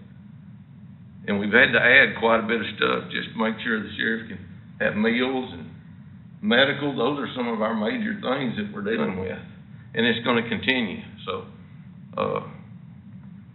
and I understand, some have a passion for doing this thing, so I'm just asking, let's go through the process right. And I've been through the jail process and building buildings. I've done it at school level, and, Well, I have no problem going through the process, Judge, and I think that's the correct process to go through, but I still don't have a problem with leaving that money where it's at, because in next year's budget, it's still there. And I know it reflects on these graphs that, puts us in that much more of a deficit, but we know where the money's at, and we also know that money's gonna be turned back in each year, so. That's right. I feel we're close enough, but it's fine, we know where the money's at, and it's just in the figures that shows it like that, so I don't have a problem leaving the money where it's at right now. Well, on the recommended side of it, we're about less than $600,000 of meeting that 3-month demand. Leaving the money where it's at right now just makes it available where we can start some of the process. If we do, want to check into the water more so by having Fontaine do some studies, we got monies to be able to do things. There was a proposed plan for the Civic Center the other day that cost $9,700, so, you can't get anything done without, some proceeds. Those monies being there, that's just gonna make it available to this court to be able to make decisions as a court, to be able to go forth with some of the planning process. In the process, we've got the committeemen that are committed to it, and we need to have a feasibility study, done. There's several things that needs to be done on it. But if we was to have an emergency, there's no things that is gonna stop this court from reaching into that and putting it back into where we need to be if we needed it. So, and that's, there again, that amount of money we've taken out is not a permanent challenge to our deficit. So we're still more so in that 1.7 range to our deficit, which I still think that we don't need a huge amount of money of the taxpayers' money. The taxpayers really need the help now. There's a disaster at home with inflation and the economy the way it is now, so I don't see that they'd propose a threat to where we're at security-wise financially. So I recommend that we just leave it the way we've got it. Okay.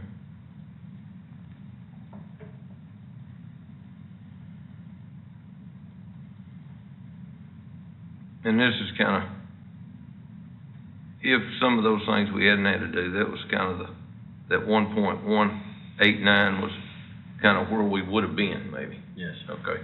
All right. So, all right. Well, I do encourage the court to go through some of the process you was talking about, because just what I've got from constituents in the county, I think it's there's people excited about that the county's trying to give back something to them, so I'd like to see, the town hall meetings and the people's, Most definitely. response to it, because all the response I've received from the people I've talked to has been positive, so, I think it's something positive for the county, and I'd like to see y'all continue it, see where it goes.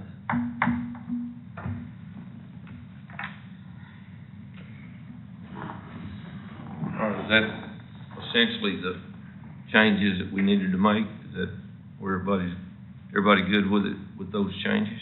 Yes, sir.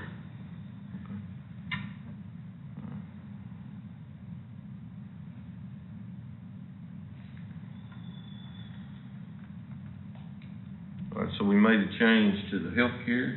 That's it. Right? Yeah. Was that it? That's it, right? That's it. Yes. Okay. All right, so with that one change to the healthcare, which has already been passed by the court, I'll entertain a motion to, that those be all the changes to the 2025 proposed budget at this time. Do I have a motion? So moved. And that's the proposed budget. Yes, sir. Motion by Commissioner Dixon. Do I have a second? Second. Second by Commissioner Mims. All in favor say aye. Aye. All opposed? Okay. All right, item number 11 is conduct a public hearing on the fiscal year 2025 proposed budget. And so at this time, I'll open the public hearing at 10:58 a.m.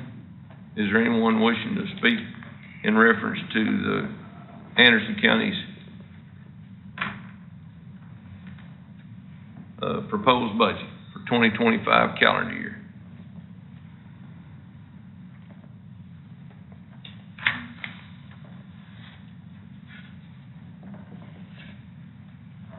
Okay.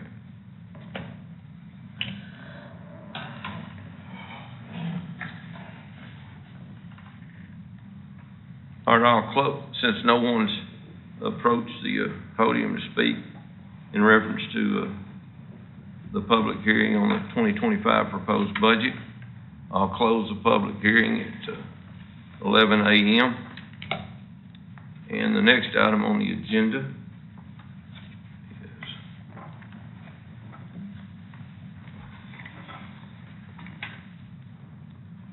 consider and take action to adopt the fiscal year 2025 budget. And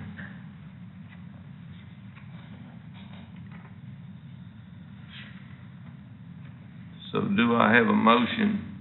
Does someone wish to make a motion to adopt the fiscal year 2025 budget with that one change with the healthcare? So moved. Motion by Commissioner Dixon. Do I have a second? Second. Second by Commissioner Hill. All in favor say aye. Aye. I'm opposed. This must be a record vote. Oh, okay. Commissioner Chapin? Aye. Commissioner Mims? Aye. Commissioner Dixon? Aye. Commissioner Hill? Aye. And I'm opposed for the deficit. Okay.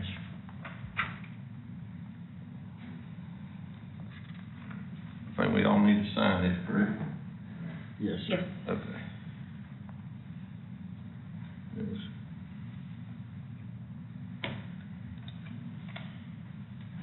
Let me fill it out.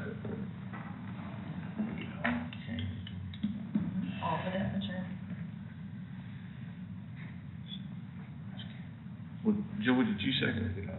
Mhm. Okay. I didn't have time to look at all of it, just got it, wasn't it?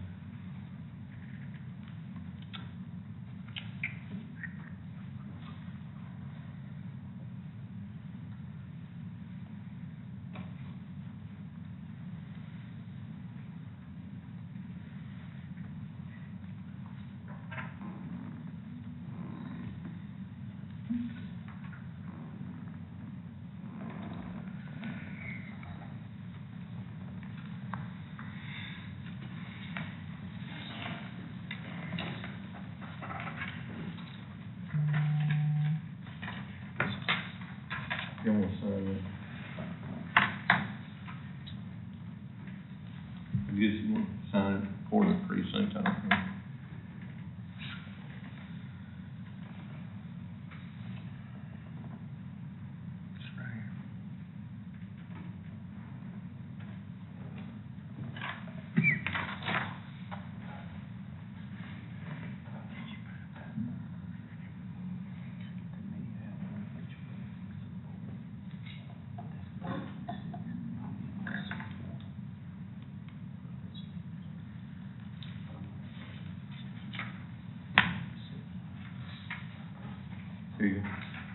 Second copy.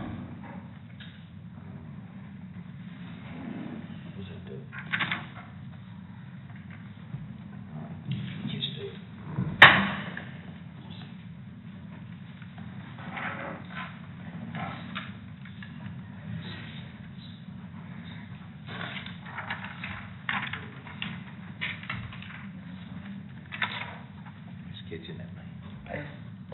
He's at the pace. Trying to run him down.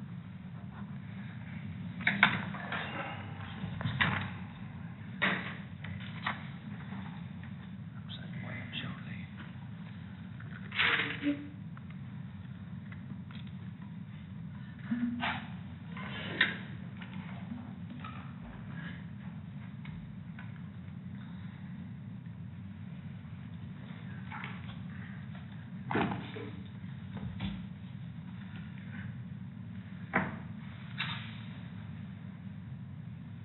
All right, item number is 11, conduct a public hearing on the fiscal year 20. I think we're on 13. Oh, on 13, I'm sorry. 13. I didn't put my check marks there. Item number 13 is conduct a public hearing on the fiscal year 2024 tax rate, which will fund the fiscal year 2025 budget. Let me get this one out. So I'll open the public hearing at 11:05 a.m.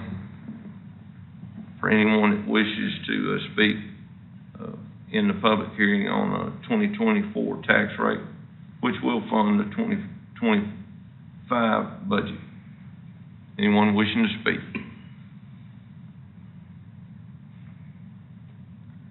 Okay. Since no one's approaching the podium to speak in the public hearing, does the commissioners have anything? No, sir. No, Okay. sir. I'd like to, I'll say something if nobody else says. I will, just like to state that in the past 2 years, I've been pleased with the court, decreasing the tax rate and keeping it in accordance with, what's been happening with the, high appraisals. And, I'm okay with keeping the tax rate the same this year due to our obligations that we need to meet. But I did initially would like to see the tax rate be lowered some more, but I understand our obligations will need to be met, so I'm okay with keeping the tax rate the same. Anybody else? All right, I'll close the public hearing at 11:06 a.m. and proceed to item number 14. Consider and take action to adopt the fiscal year 2024 tax rate, which will fund the fiscal year 2025 budget.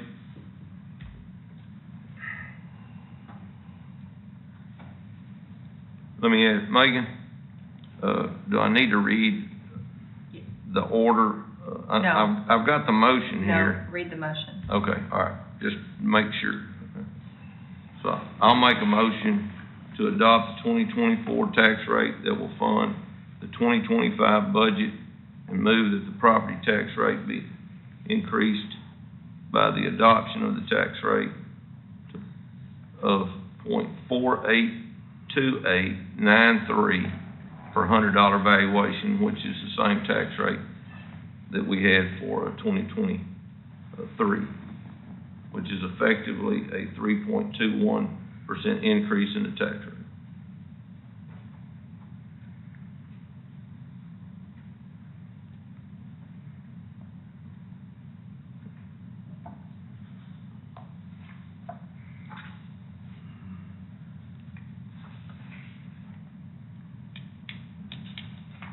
And that's the overall tax rate.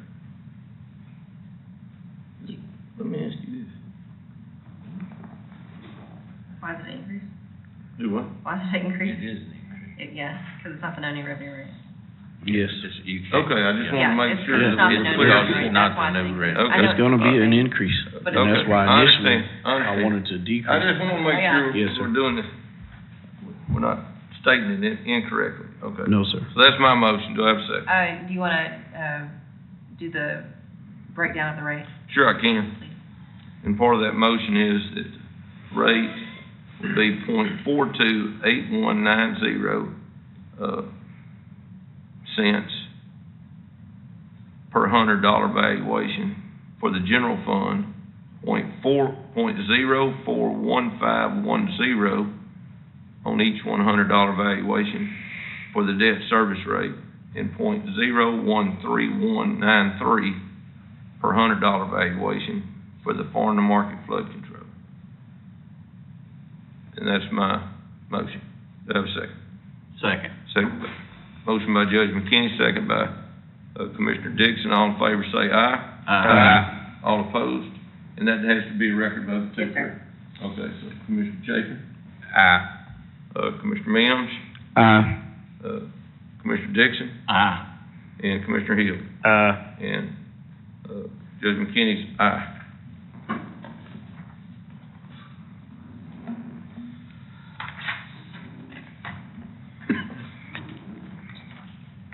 If I'm not mistaken, that'll still make us the, lowest taxing entity in Anderson County, correct? With the school districts, Yes, Trinity sir. Valley, and, our municipality. Right, when they look at their tax statements, we're the lowest We're the tax lowest. rate on that state. Yes, correct.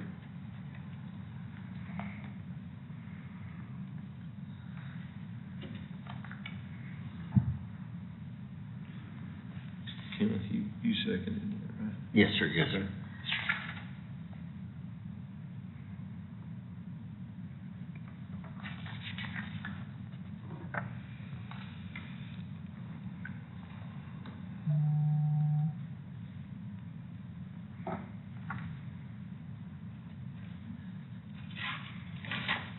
We got two copies on this one too.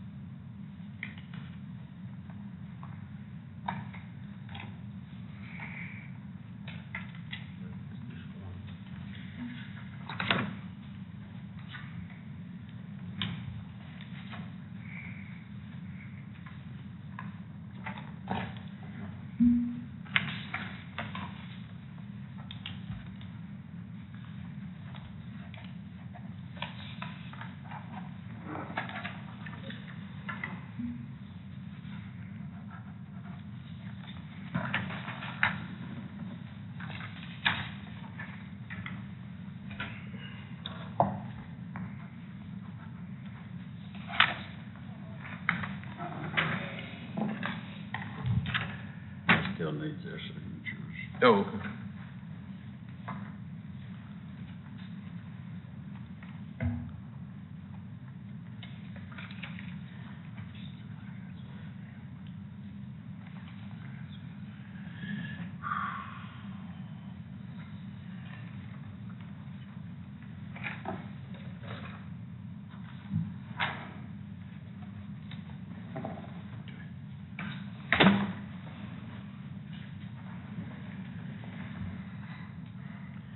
All right, item number 16 is consider and take action on approving,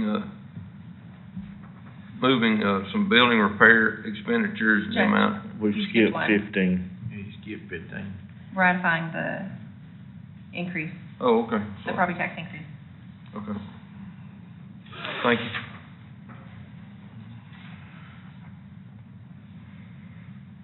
All right, so this is a motion to ratify the property tax increase reflected in the, fiscal year 2025 budget.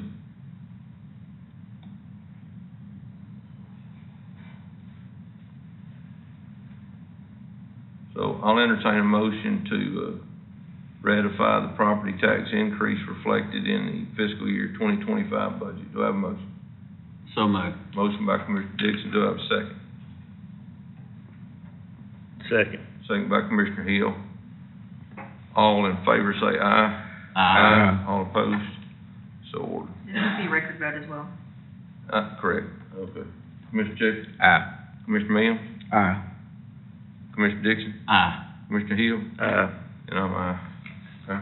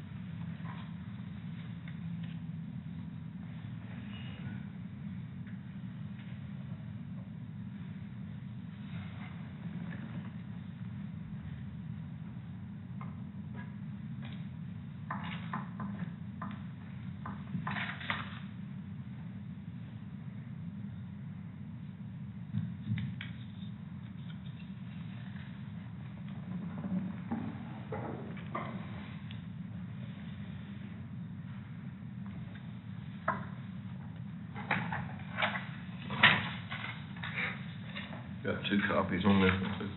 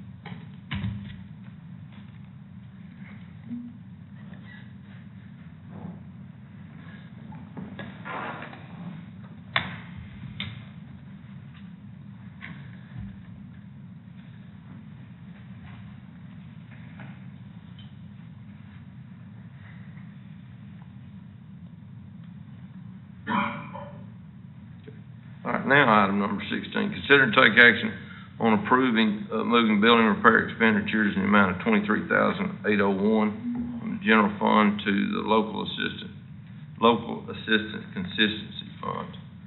And,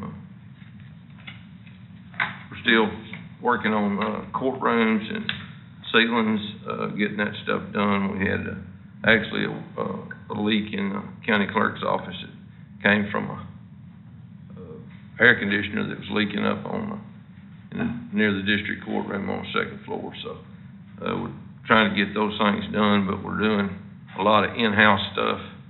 At the same time, we're in the process of fixing a roof leak on this building that happened, probably over time, part of it, and then the wind damage, but it's coming into our electrical room, and we finally, maintenance, located where the leak was coming from, and we got somebody fixing that too, so, that's already, being taken care of, because it's, right there near IT and our electrical room where the water was coming in, so, this is just a transfer, using our consistency fund to try to help us with the repairs. But it's gonna have to come out of general fund. It already has to come out of general fund. He's talking about moving those expenses to. Out of where? Moving those expenses out of his building repairs into the local assistance consistency fund. Okay. Have we already, used up all of our, the designated ARPA money that was for the, we originally started with $1 million. For the We only courthouse? had like $1,700,000, I mean, No. so we still got money in there. We got about $197,000, 178. but we got somebody looking at the stained glass in the rotunda. And so we're gonna have to, they're trying to get some estimates, the architects are get some estimates and a game plan for making those repairs to that broken stained glass that's up there. And so there's gonna be some other issues that we're trying to deal with that too, for long-term, for protecting, that whole unit that's up there. So, that's coming, so that's where I wasn't taking any out of that for that reason. Just trying to use our budget and the consistency fund Yeah. and stay away from. Well, it's already been budgeted, just gonna move it over to it from the building funds, right? We'll move the expenditures that have been paid for out of the general fund to that fund, if the court approves. To the consistent, in other words, it's more like a journal entry, correct? Yes. Okay, just charging what expenditures we've had to the consistency fund to allow us to have those funds available to finish the year. If the court approves, it's actually, $23,801.12, to be exact. Any questions? I'll entertain a motion to, approve moving building repair expenditures in the amount of $23,801 from the general fund, building repairs to the, local assistance consistency fund. Entertain that motion. So moved. Motion by Commissioner Hill, do I have a second? Second. Second by Commissioner Mills, all in favor say aye. Aye. All opposed? So ordered. Okay. Item number 17, consider and take action on escrow agreement with the U.S. Bank, Trust Company relating to certificates of obligation, Series 2021. Megan? I apologize, this actually did not need to be on the agenda. The agreement before you, it actually needed to be signed by the county clerk, and I had him sign it Friday, because in the resolution that y'all passed, it gave him the authority to do that. And I'd already put it on the agenda before I realized it. But since, we're on that topic, everything has been closed, the money's been sent, as of Thursday, so it's done. So we're clear on the COs for the It's in the civic escrow center account, and the money's been sent, and sent everything. back? Yes, Okay, so that's done. done, okay. All right, so we can pass on item number 17, it's already been taken care of, correct? Yes, sir. Okay. Item 18, consider and take action on, closing the county shop, transferring all the inventory building, including the lease of the ice machine from Lightfoot Air Conditioning to Precinct 2 Road and Bridge Department. I had a question. About that. You were fixing to ask? Yes, that was Okay. my question. On the ice machine, I know is that the same ice machine that we got the lease for you on, or is that a separate ice machine? And the reason I'm asking that is if we already have a lease, we could take and put that, we budgeted for emergency management. Well, See what I'm talking about?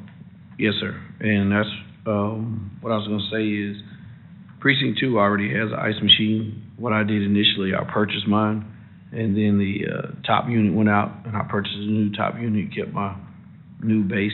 And so, at this time, if it's okay, if y'all had other usage with that ice machine in the courthouse or somewhere else with one of the other precincts, I would like to, turn that lease in or give it to someone else, because I believe it's at $120 a month, and with me already having an ice machine, it's, So could we use, since we budgeted, can we move that over to emergency management, since we already have a leasing? Is the court okay with that? I'm fine. with that. Also, I don't think the lease is with Flatfoot, I misspoke on that, I think it's with Delco, I believe. Okay. Yeah. But The you'll one have, that's with the shop. but if you take it now, then you'll have to just pay it out of, you've Right, got we'll have to- there to pay it. You have to pay it out of- Budget amendment on the next one, just to move a little money around, but Get to the end of the year. is that all right with everybody? that's fine with me. And that just negates us having to deal with it. Another lease. All right, I'll just make that part of the motion. So I'll any other questions or do we? Yes, I'd like to make a few comments. I have a list of the inventory for the shop.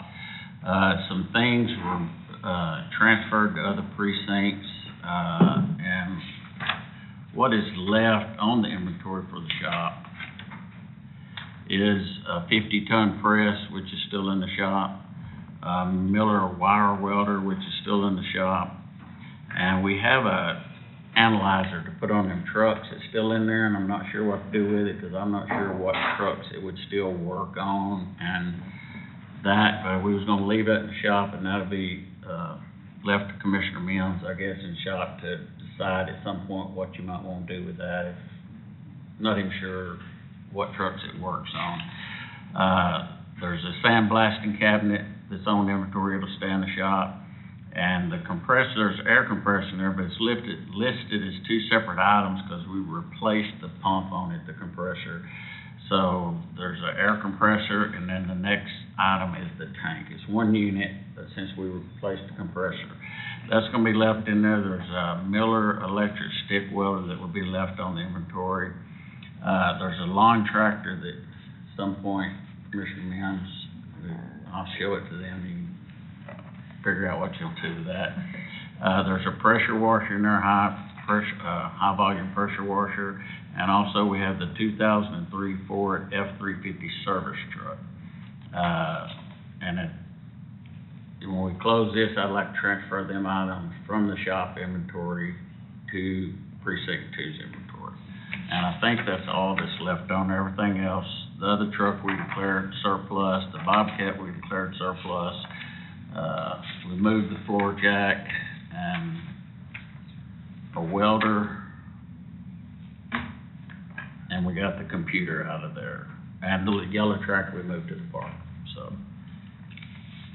So all the miscellaneous stuff, I mean, just, it's not really accounted for on the, and he's gonna keep Yeah, there's a lot the of stuff in the shop. toolboxes, all that Yes, stuff. it's not on there. But he's All not the- gonna be responsible for the being of it because it's not on inventory. Yeah, he'll be responsible for the floor jacks in there, jack stands, Yeah, there's all I- kinds of shop equipment that Yeah. would just be under his control. But these are the things that he'll have to, Do on inventory. That's on inventory. I think that was his Yes, sir. concern, how much of the small stuff that had to be, you know, Yes, sir. recorded. But that's it, what's on that list. yes, that's what's on the inventory. So can we, like what's, the agenda item, can we just, in the motion, transfer all the inventory Yes, sir.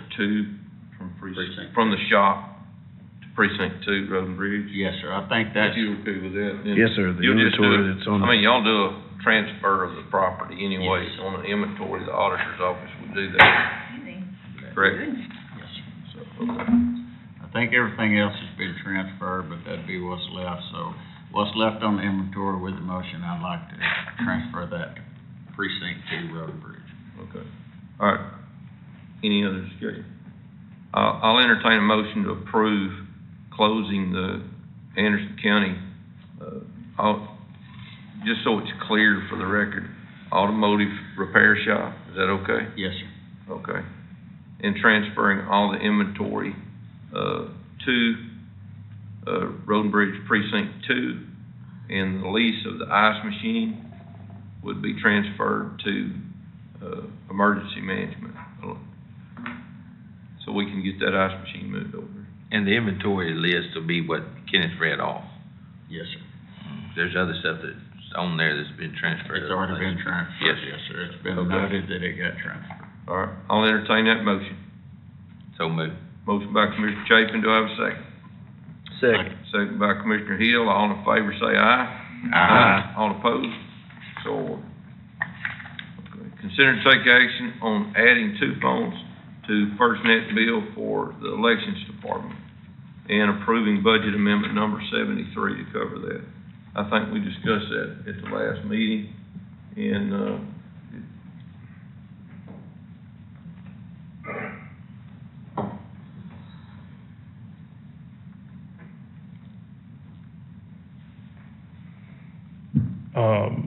Gentlemen, given the fact that we already have an account with AT&T FirstNet, the sheriff has offered to just put those on our bill if we can do an appropriate budget amendment to transfer some funds to cover it. and I estimated 400, I think I rounded up, for September to the end of the year, for 2 phones.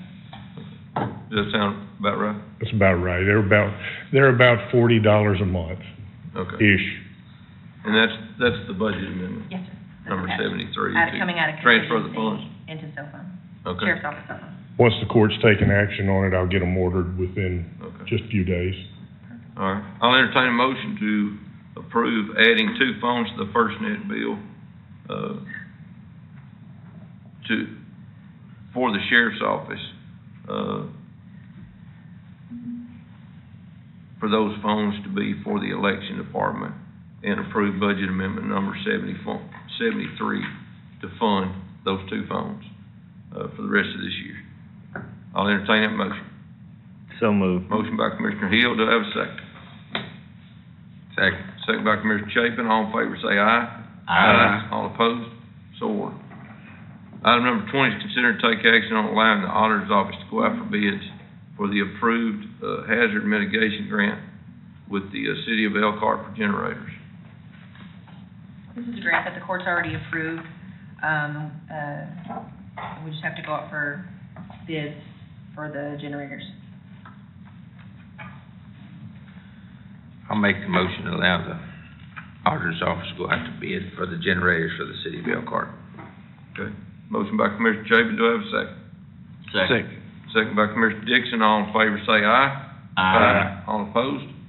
So ordered. Item number 21 is consider and take action on accepting Anderson County Road 1890 into the county road system for Precinct 1 Road and Bridge. Commissioner Chapin.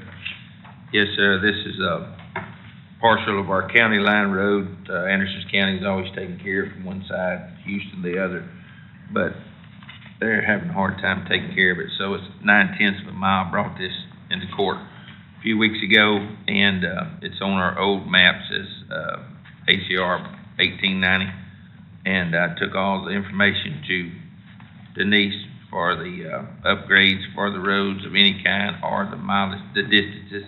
So I did get her all the information she needs, so it should be ready for her to apply it to our GASB. So You gave her the mileage? Yeah, I gave her that, and their cost of the material, went out and just analyzed the material, what she asked me I to know do. she had that, but I didn't know if she had the mileage or not. Yeah, I gave her it all to her. So I'm just asking the court to allow Precinct 1 to take over maintenance on, this 9/10 of our county line road. It's 1890. Okay. I'm just asking, do we need to do a public hearing before we do that, or is that, y'all taken in roads before, so Yes, sir. I'm asking the question. Yes, sir. Do we need to do a public hearing?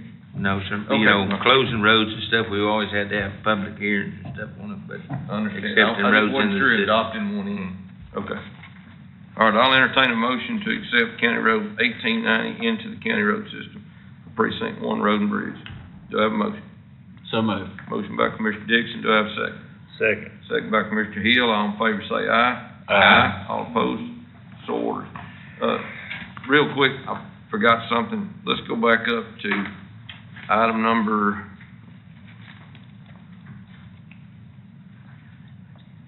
12, where we adopted the budget. I need to, I donated my salary at $3,200, and that went to the court, put that towards my maintenance employees' salary increase, and I just wanted to put that in the record, along with the record that the letter that I gave the court back in 2022 that outlines the specifics about that. So I've signed the affidavit, if y'all give that to Mark. I just want to make sure that was in the record. I intended to do that when we adopted the budget.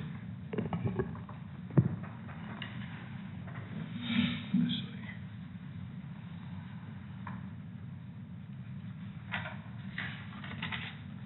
All right, item number 22, consider and take action on authorizing Precinct 2 Road and Bridge to bid on reclaimer for Ritchie Brothers auction. Commissioner Mims. Yes, sir. I'm still trying to find a reclaimer for Precinct 2, and, it was actually to authorize Commissioner, Mims to go out for, equipment at Precinct 2 and, at Ritchie Brothers auction. I would like to see if I can spend up to, I think last time I lost a bid, because there was one that went to 110, and, I have around 140 something there, so I'd just like the court to approve me to go up to 140 if it needs to be, spent at Ritchie Brothers auction on a reclaimer, and I know the item doesn't say other items, but Can it say other items this morning, or do we need? It could be any. I'm fine with that, Yeah. as long as the court approves it. Yes, up to 140, just say 150,000 to Richard Brothers auction. I'll make the motion that we pre-approve precinct 2 to be able to spend up to $150,000 with Ritchie Brothers on their upcoming sale. Okay. Motion by, Commissioner Chapin, do I have a second? Second. Second by Commissioner Dixon, all in favor say aye. Aye. All opposed? So ordered. Judge, can we go back to 21 on the 1890 road? Okay. Denise does not have anything, just a map. She doesn't have anything with the links or anything. She said that she has nothing in writing about links or anything, Okay. so, since we're all here together. Yep.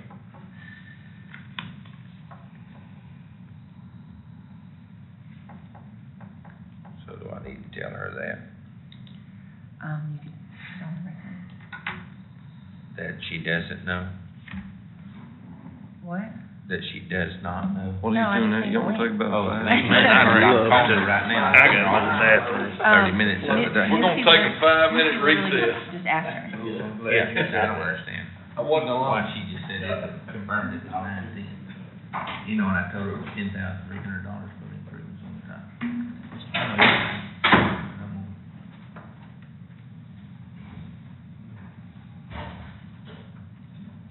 Hey, dude, we didn't write down any of that, then the 9:10, so the 10,300.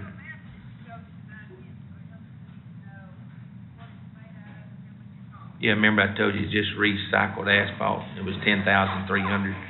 I did the distance on it, but maybe, yes, ma'am. Okay, I'm gonna go ahead and put it on the minutes, that way it's on there, but I might have been talking way too much too, we visited.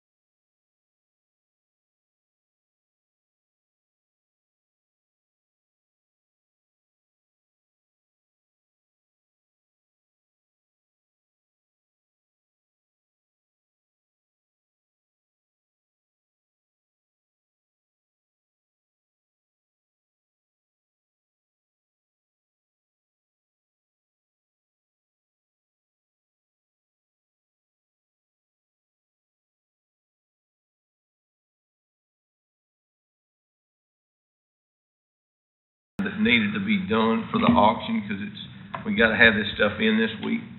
So, we posted an agenda at 11:15 a.m. and we're past that time. So for this, I'll call the meeting to order for the special meeting, August the 26th, 2024. And we show that a quorum's present for the meeting. Currently, Commissioner Mims has stepped out, but all the other members of the court are present. And we've got one item. It's item number 2, after the call to order, is consider and take action on declaring the following categories of surplus: miscellaneous computers, computer equipment, electronics, cell phones, appliances, chairs, and various office furniture, and office equipment. We need to declare that, those surplus and allow them to be sold at the county auction. I'll entertain a motion to approve that. So moved. And there's a list, okay, motion by Commissioner Hill. There is a list, I believe, that Misty put in here, and y'all got a list too, don't you, Judge? Yes, sir, it's gonna be, Is that? I'm only here to answer any questions you might have about that list. Okay. We've been doing some more cleaning of old cells and closets and, storage buildings. Okay, And we've come up with more items, and I foresee in the future to have even more possibly for our next auction. Just trying to do a lot of house cleaning that should have been done years ago. okay. We have found stuff that was dated back when I started here. So, I would ask the court if you would please to pass this so we can get it in the auction. And we've still got some chairs that are just sitting in the basement, so Right, it was good for us too. okay, You know, just odds and ends chairs, some of them broken, whatever, yes, sir, but, may have a base or a top. right. Okay? All right. Any questions, gentlemen? No, sir. No, Thank you. there's a pretty lengthy list here. Okay, all right, motion by Commissioner Hill to approve, do I have a second? Second. Second by Commissioner Dixon, all in favor, and Commissioner Mims, this is, Yes, sir. declaring this surplus on the special meeting. All right, all in favor say aye. Aye. All opposed? So ordered. I'll entertain a motion to adjourn only the special meeting. Do I have a motion to adjourn? So moved. Motion by Commissioner Dixon. Do I have a second? Second. Second by Commissioner Hill to adjourn the special meeting, and all in favor say aye. Aye. All right, we're adjourning the special meeting, and now I'll, after recess for the special meeting, I'll call the regular meeting back to order and go to item number 23 on the agenda. Consider and take action on declaring a 1994 Chevrolet extended cab half-ton pickup VIN number 1 George Charles 29 King X-ray Robert Edward 306595 surplus to sell at auction for Precinct 3 Road and Bridge Department. Commissioner Dixon. Yes, sir, it's actually on the shop's inventory, and it was one item that didn't get taken care of when we was doing all this, so we're gonna declare it surplus and sell it in this upcoming auction. Is it actually a 3/4 ton or a half ton? Ma'am, Is it a 3/4 ton or a half ton? Because on the inventory list, it says 3/4. I guess it's a 3/4 ton. Okay. I'm sorry. No. Okay. All right. Yeah, it is. You got a shop 3/4. bid, huh? 3/4? No, it's just a 3/4. extended cab. It's that old shop truck that they drove for years. That be, yeah. Okay. But it's 3/4 ton? Yes, sir, it's 3/4 ton. All right. Yeah, that's what it's listed on inventory. All right, I'll entertain a motion to declare that Chevrolet extended cab 3/4 ton pickup, as surplus and sell at auction for Road and Bridge Precinct 3. So moved. Motion by Commissioner Chapin, do I have a second? Second. Second by Commissioner Mims, all in favor say aye. Aye. All opposed? So ordered. Item number 24, consider and take action to purchase a boom axe for Precinct 4 Road and Bridge Department. Commissioner Hill. I'm gonna pass down a buy board sales quote. In 2011, I got a boom axe, and it has run its course. We had to do a lot of repairs to it, a lot of fixing on it, and boom axe to precinct 4 is kinda like a backhoe, you take it out every day if you got somebody to run it and it's running, so, the price of it's $208,799.20, and that is through Tiger, and that's through Buy Board. Okay, and that's, coming right out of your budget, correct?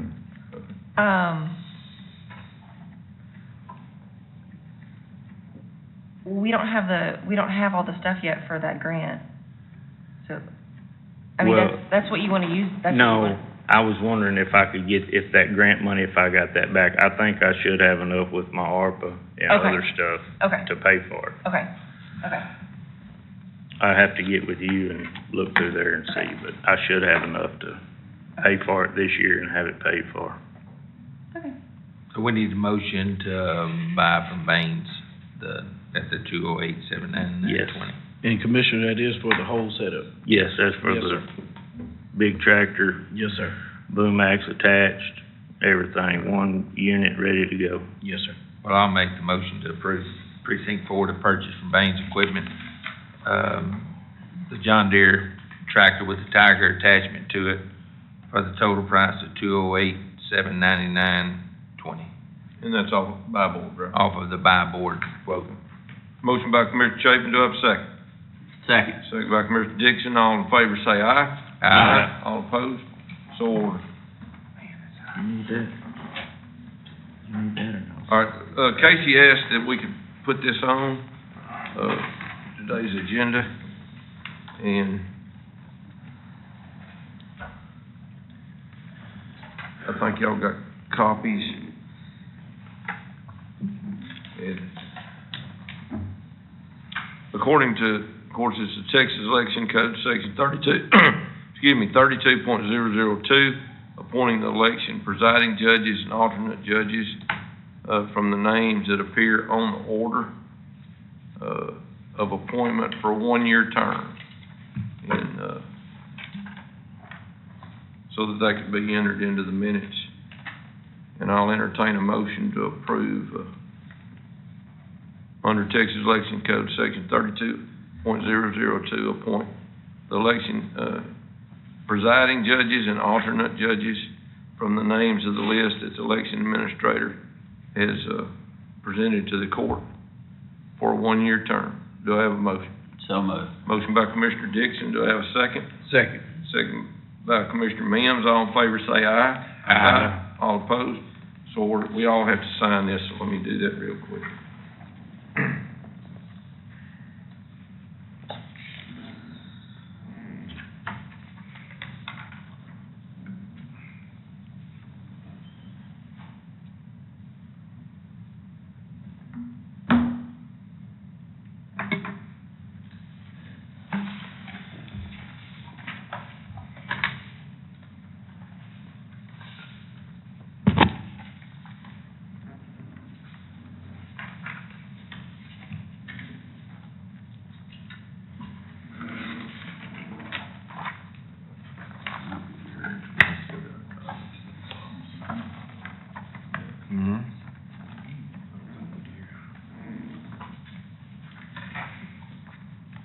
Yeah, I had already, he gave you an extra one.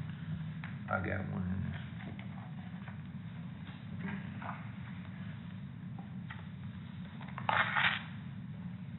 there. She's got these separated also by precinct, so I assume that's what y'all done in the past too, right?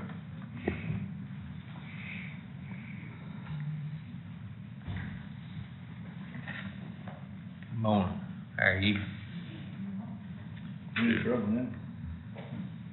What that? I said, we're in trouble now. Allison?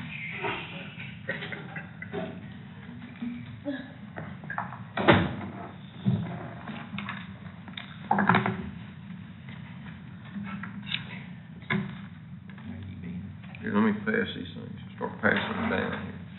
How you doing? Morning, Allison. Morning, Judge. These are the originals for the clerk and Casey. Got precinct, I'll pass this other one this way.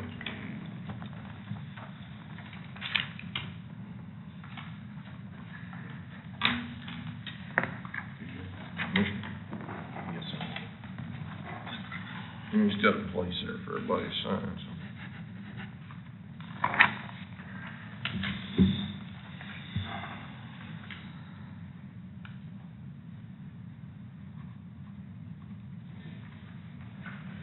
Make sure you stand by the initial one. Yes, sir. Appreciate it.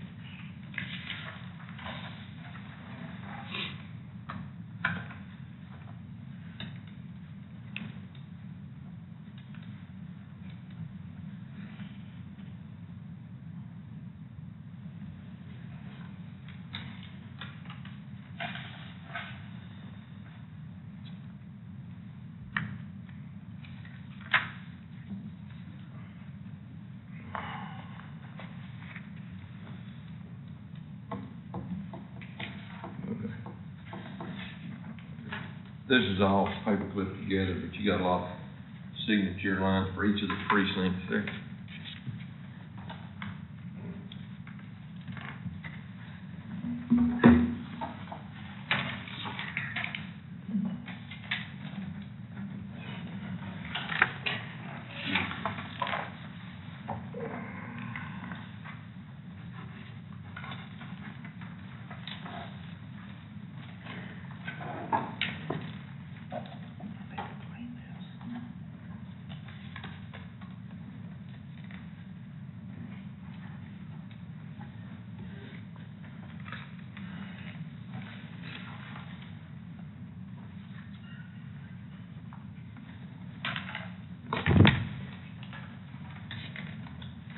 You got that other one there. Both of those need signed.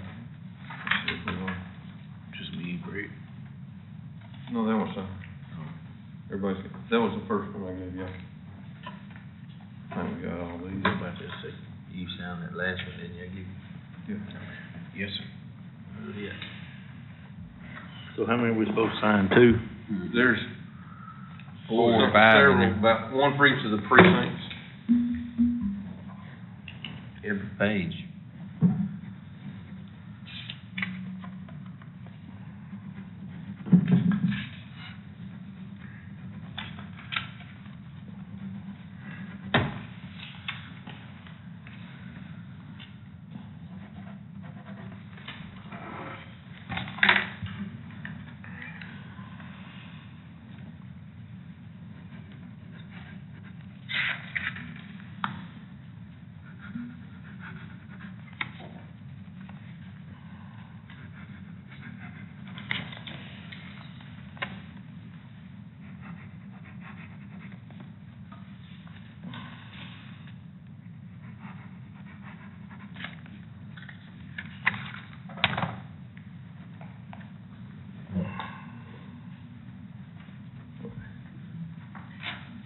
Judge, Yes, can ma'am. we go back to the budget amendment? Okay. In order for us to pay that, the piece of equipment that Joey wants, I wanted to adjust the budget amendment that's for ARPA, because that's not gonna leave enough in capital outlay, in, budget amendment number 69. If, if we just wanna take capital outlay off that budget amendment completely, and then there'll be $707,000 left in capital outlay in ARPA, and then we don't have to worry about, because I wouldn't be able to pay for that piece of equipment Joey wants to get. Okay, so what is it we need? Budget amendment number 69, Okay, hold on, let me. 69, so what do we need to change? take the capital outlay off that budget amendment. And then that will reduce also other on the two, 'cause I was gonna do 300, but we're just gonna take it off completely. 'Cause it's only gonna leave 170, and yours is 280, 200 something. Yeah, but there's not enough in capital outlay to pay for it overall. Okay, I see. So take out the capital outlay that we were reducing, and then we'll reduce the other as well. I'm sorry. I'm just gonna take this, because it's 707 that we were taking out of capital outlay and putting it in everything else. That was only gonna leave 170 in capital outlay. Well, you wouldn't be able to get the piece of equipment. We would need to do another budget amendment. out of other places. And All right, I mean, I know you have your own ARPA, but this is the whole budget. Okay. There you All right.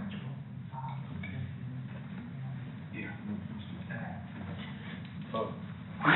Here's the budget amendment, the original. Do you want Write it on there. write it on there, and we'll go back and amend it according to what you've changed? Yes, How's that? sorry. That's okay.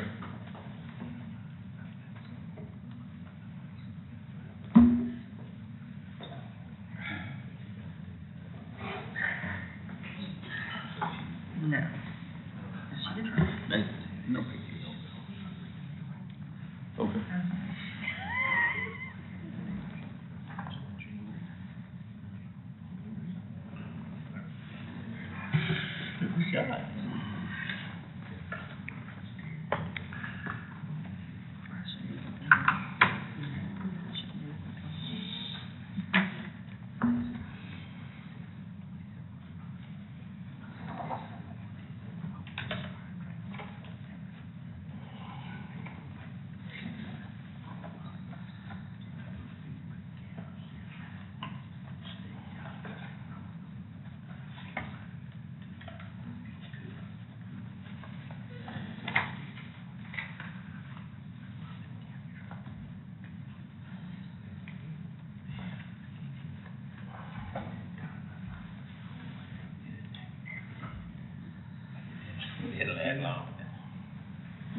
Okay.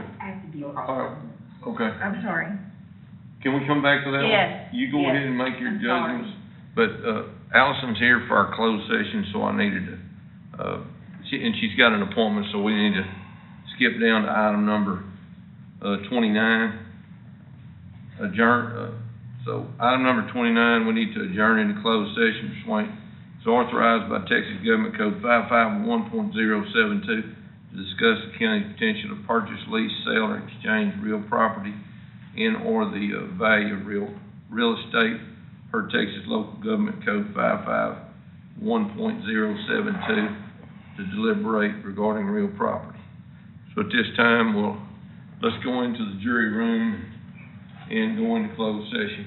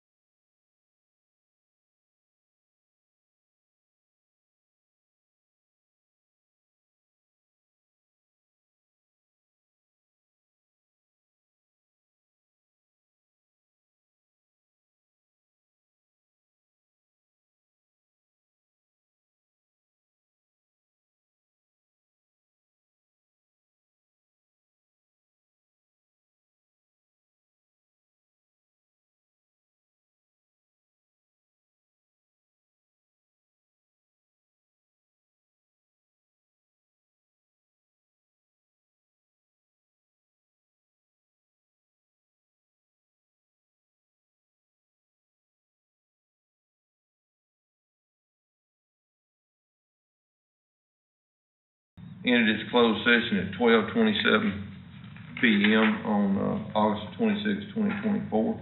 No action was taken in closed session.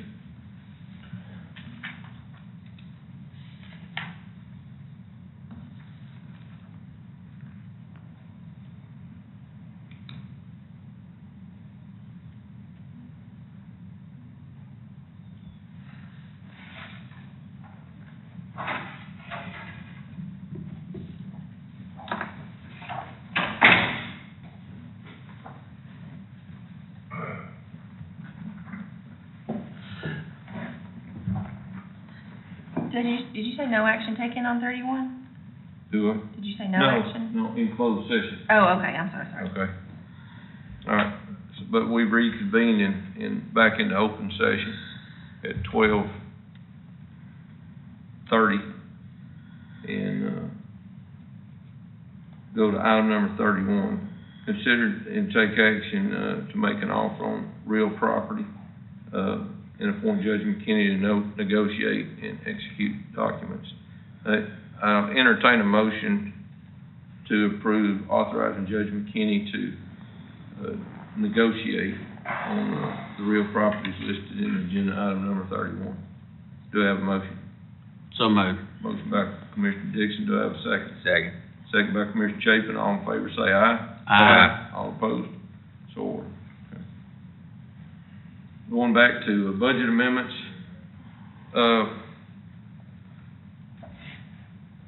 on budget amendment number 69, we need to amend that budget amendment by removing the capital outlay and also the other.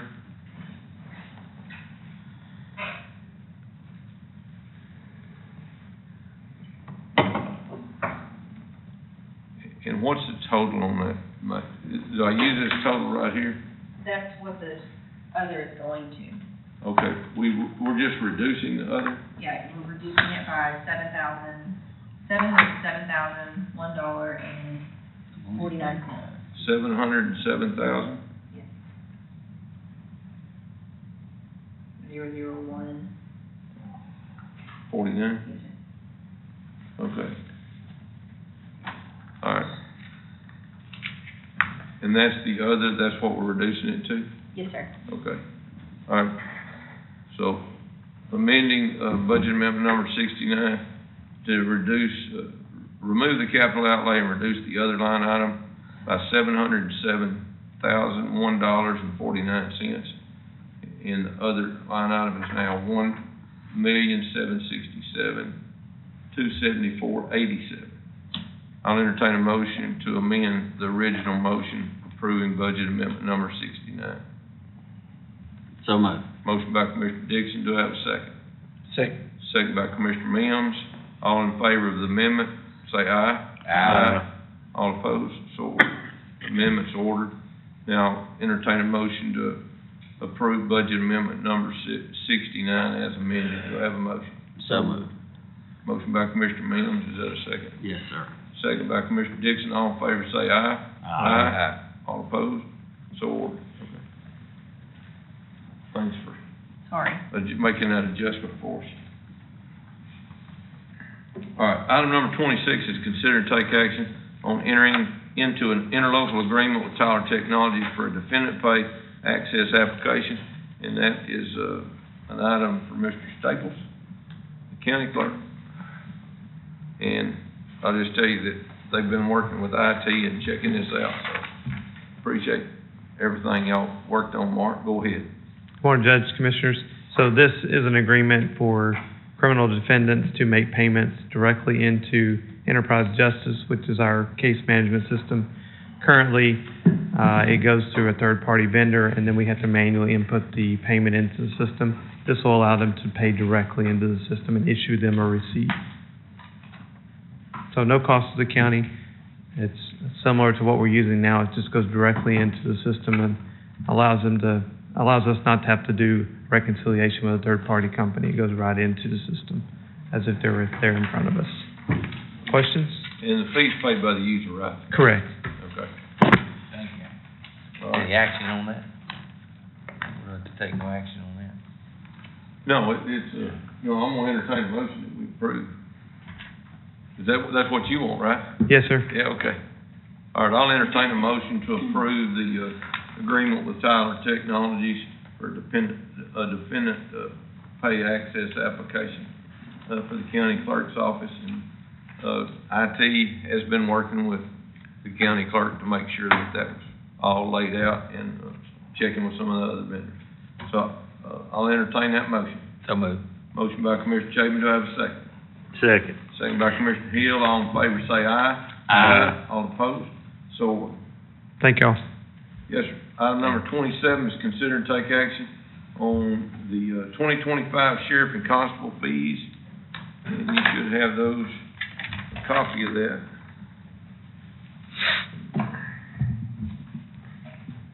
Just a procedural thing we have to do every year and have them on Yes. file as appropriate. There's really been no change since the previous year. They've already been filed with, our county clerk and submitted electronically, right? I will. Yes, once approved. Okay. You'll be ready to do it.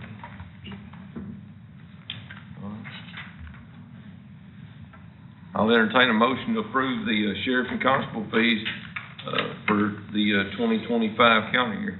So moved. Motion by Commissioner Hill, do I have a second? Second. Second by Commissioner Dixon, all in favor say aye. Aye. All opposed? So ordered. Thank you, Sheriff. All righty. I I think we addressed that We one by addressed it accident a all while at ago. one time, didn't we? Yes, sir. Okay, all right.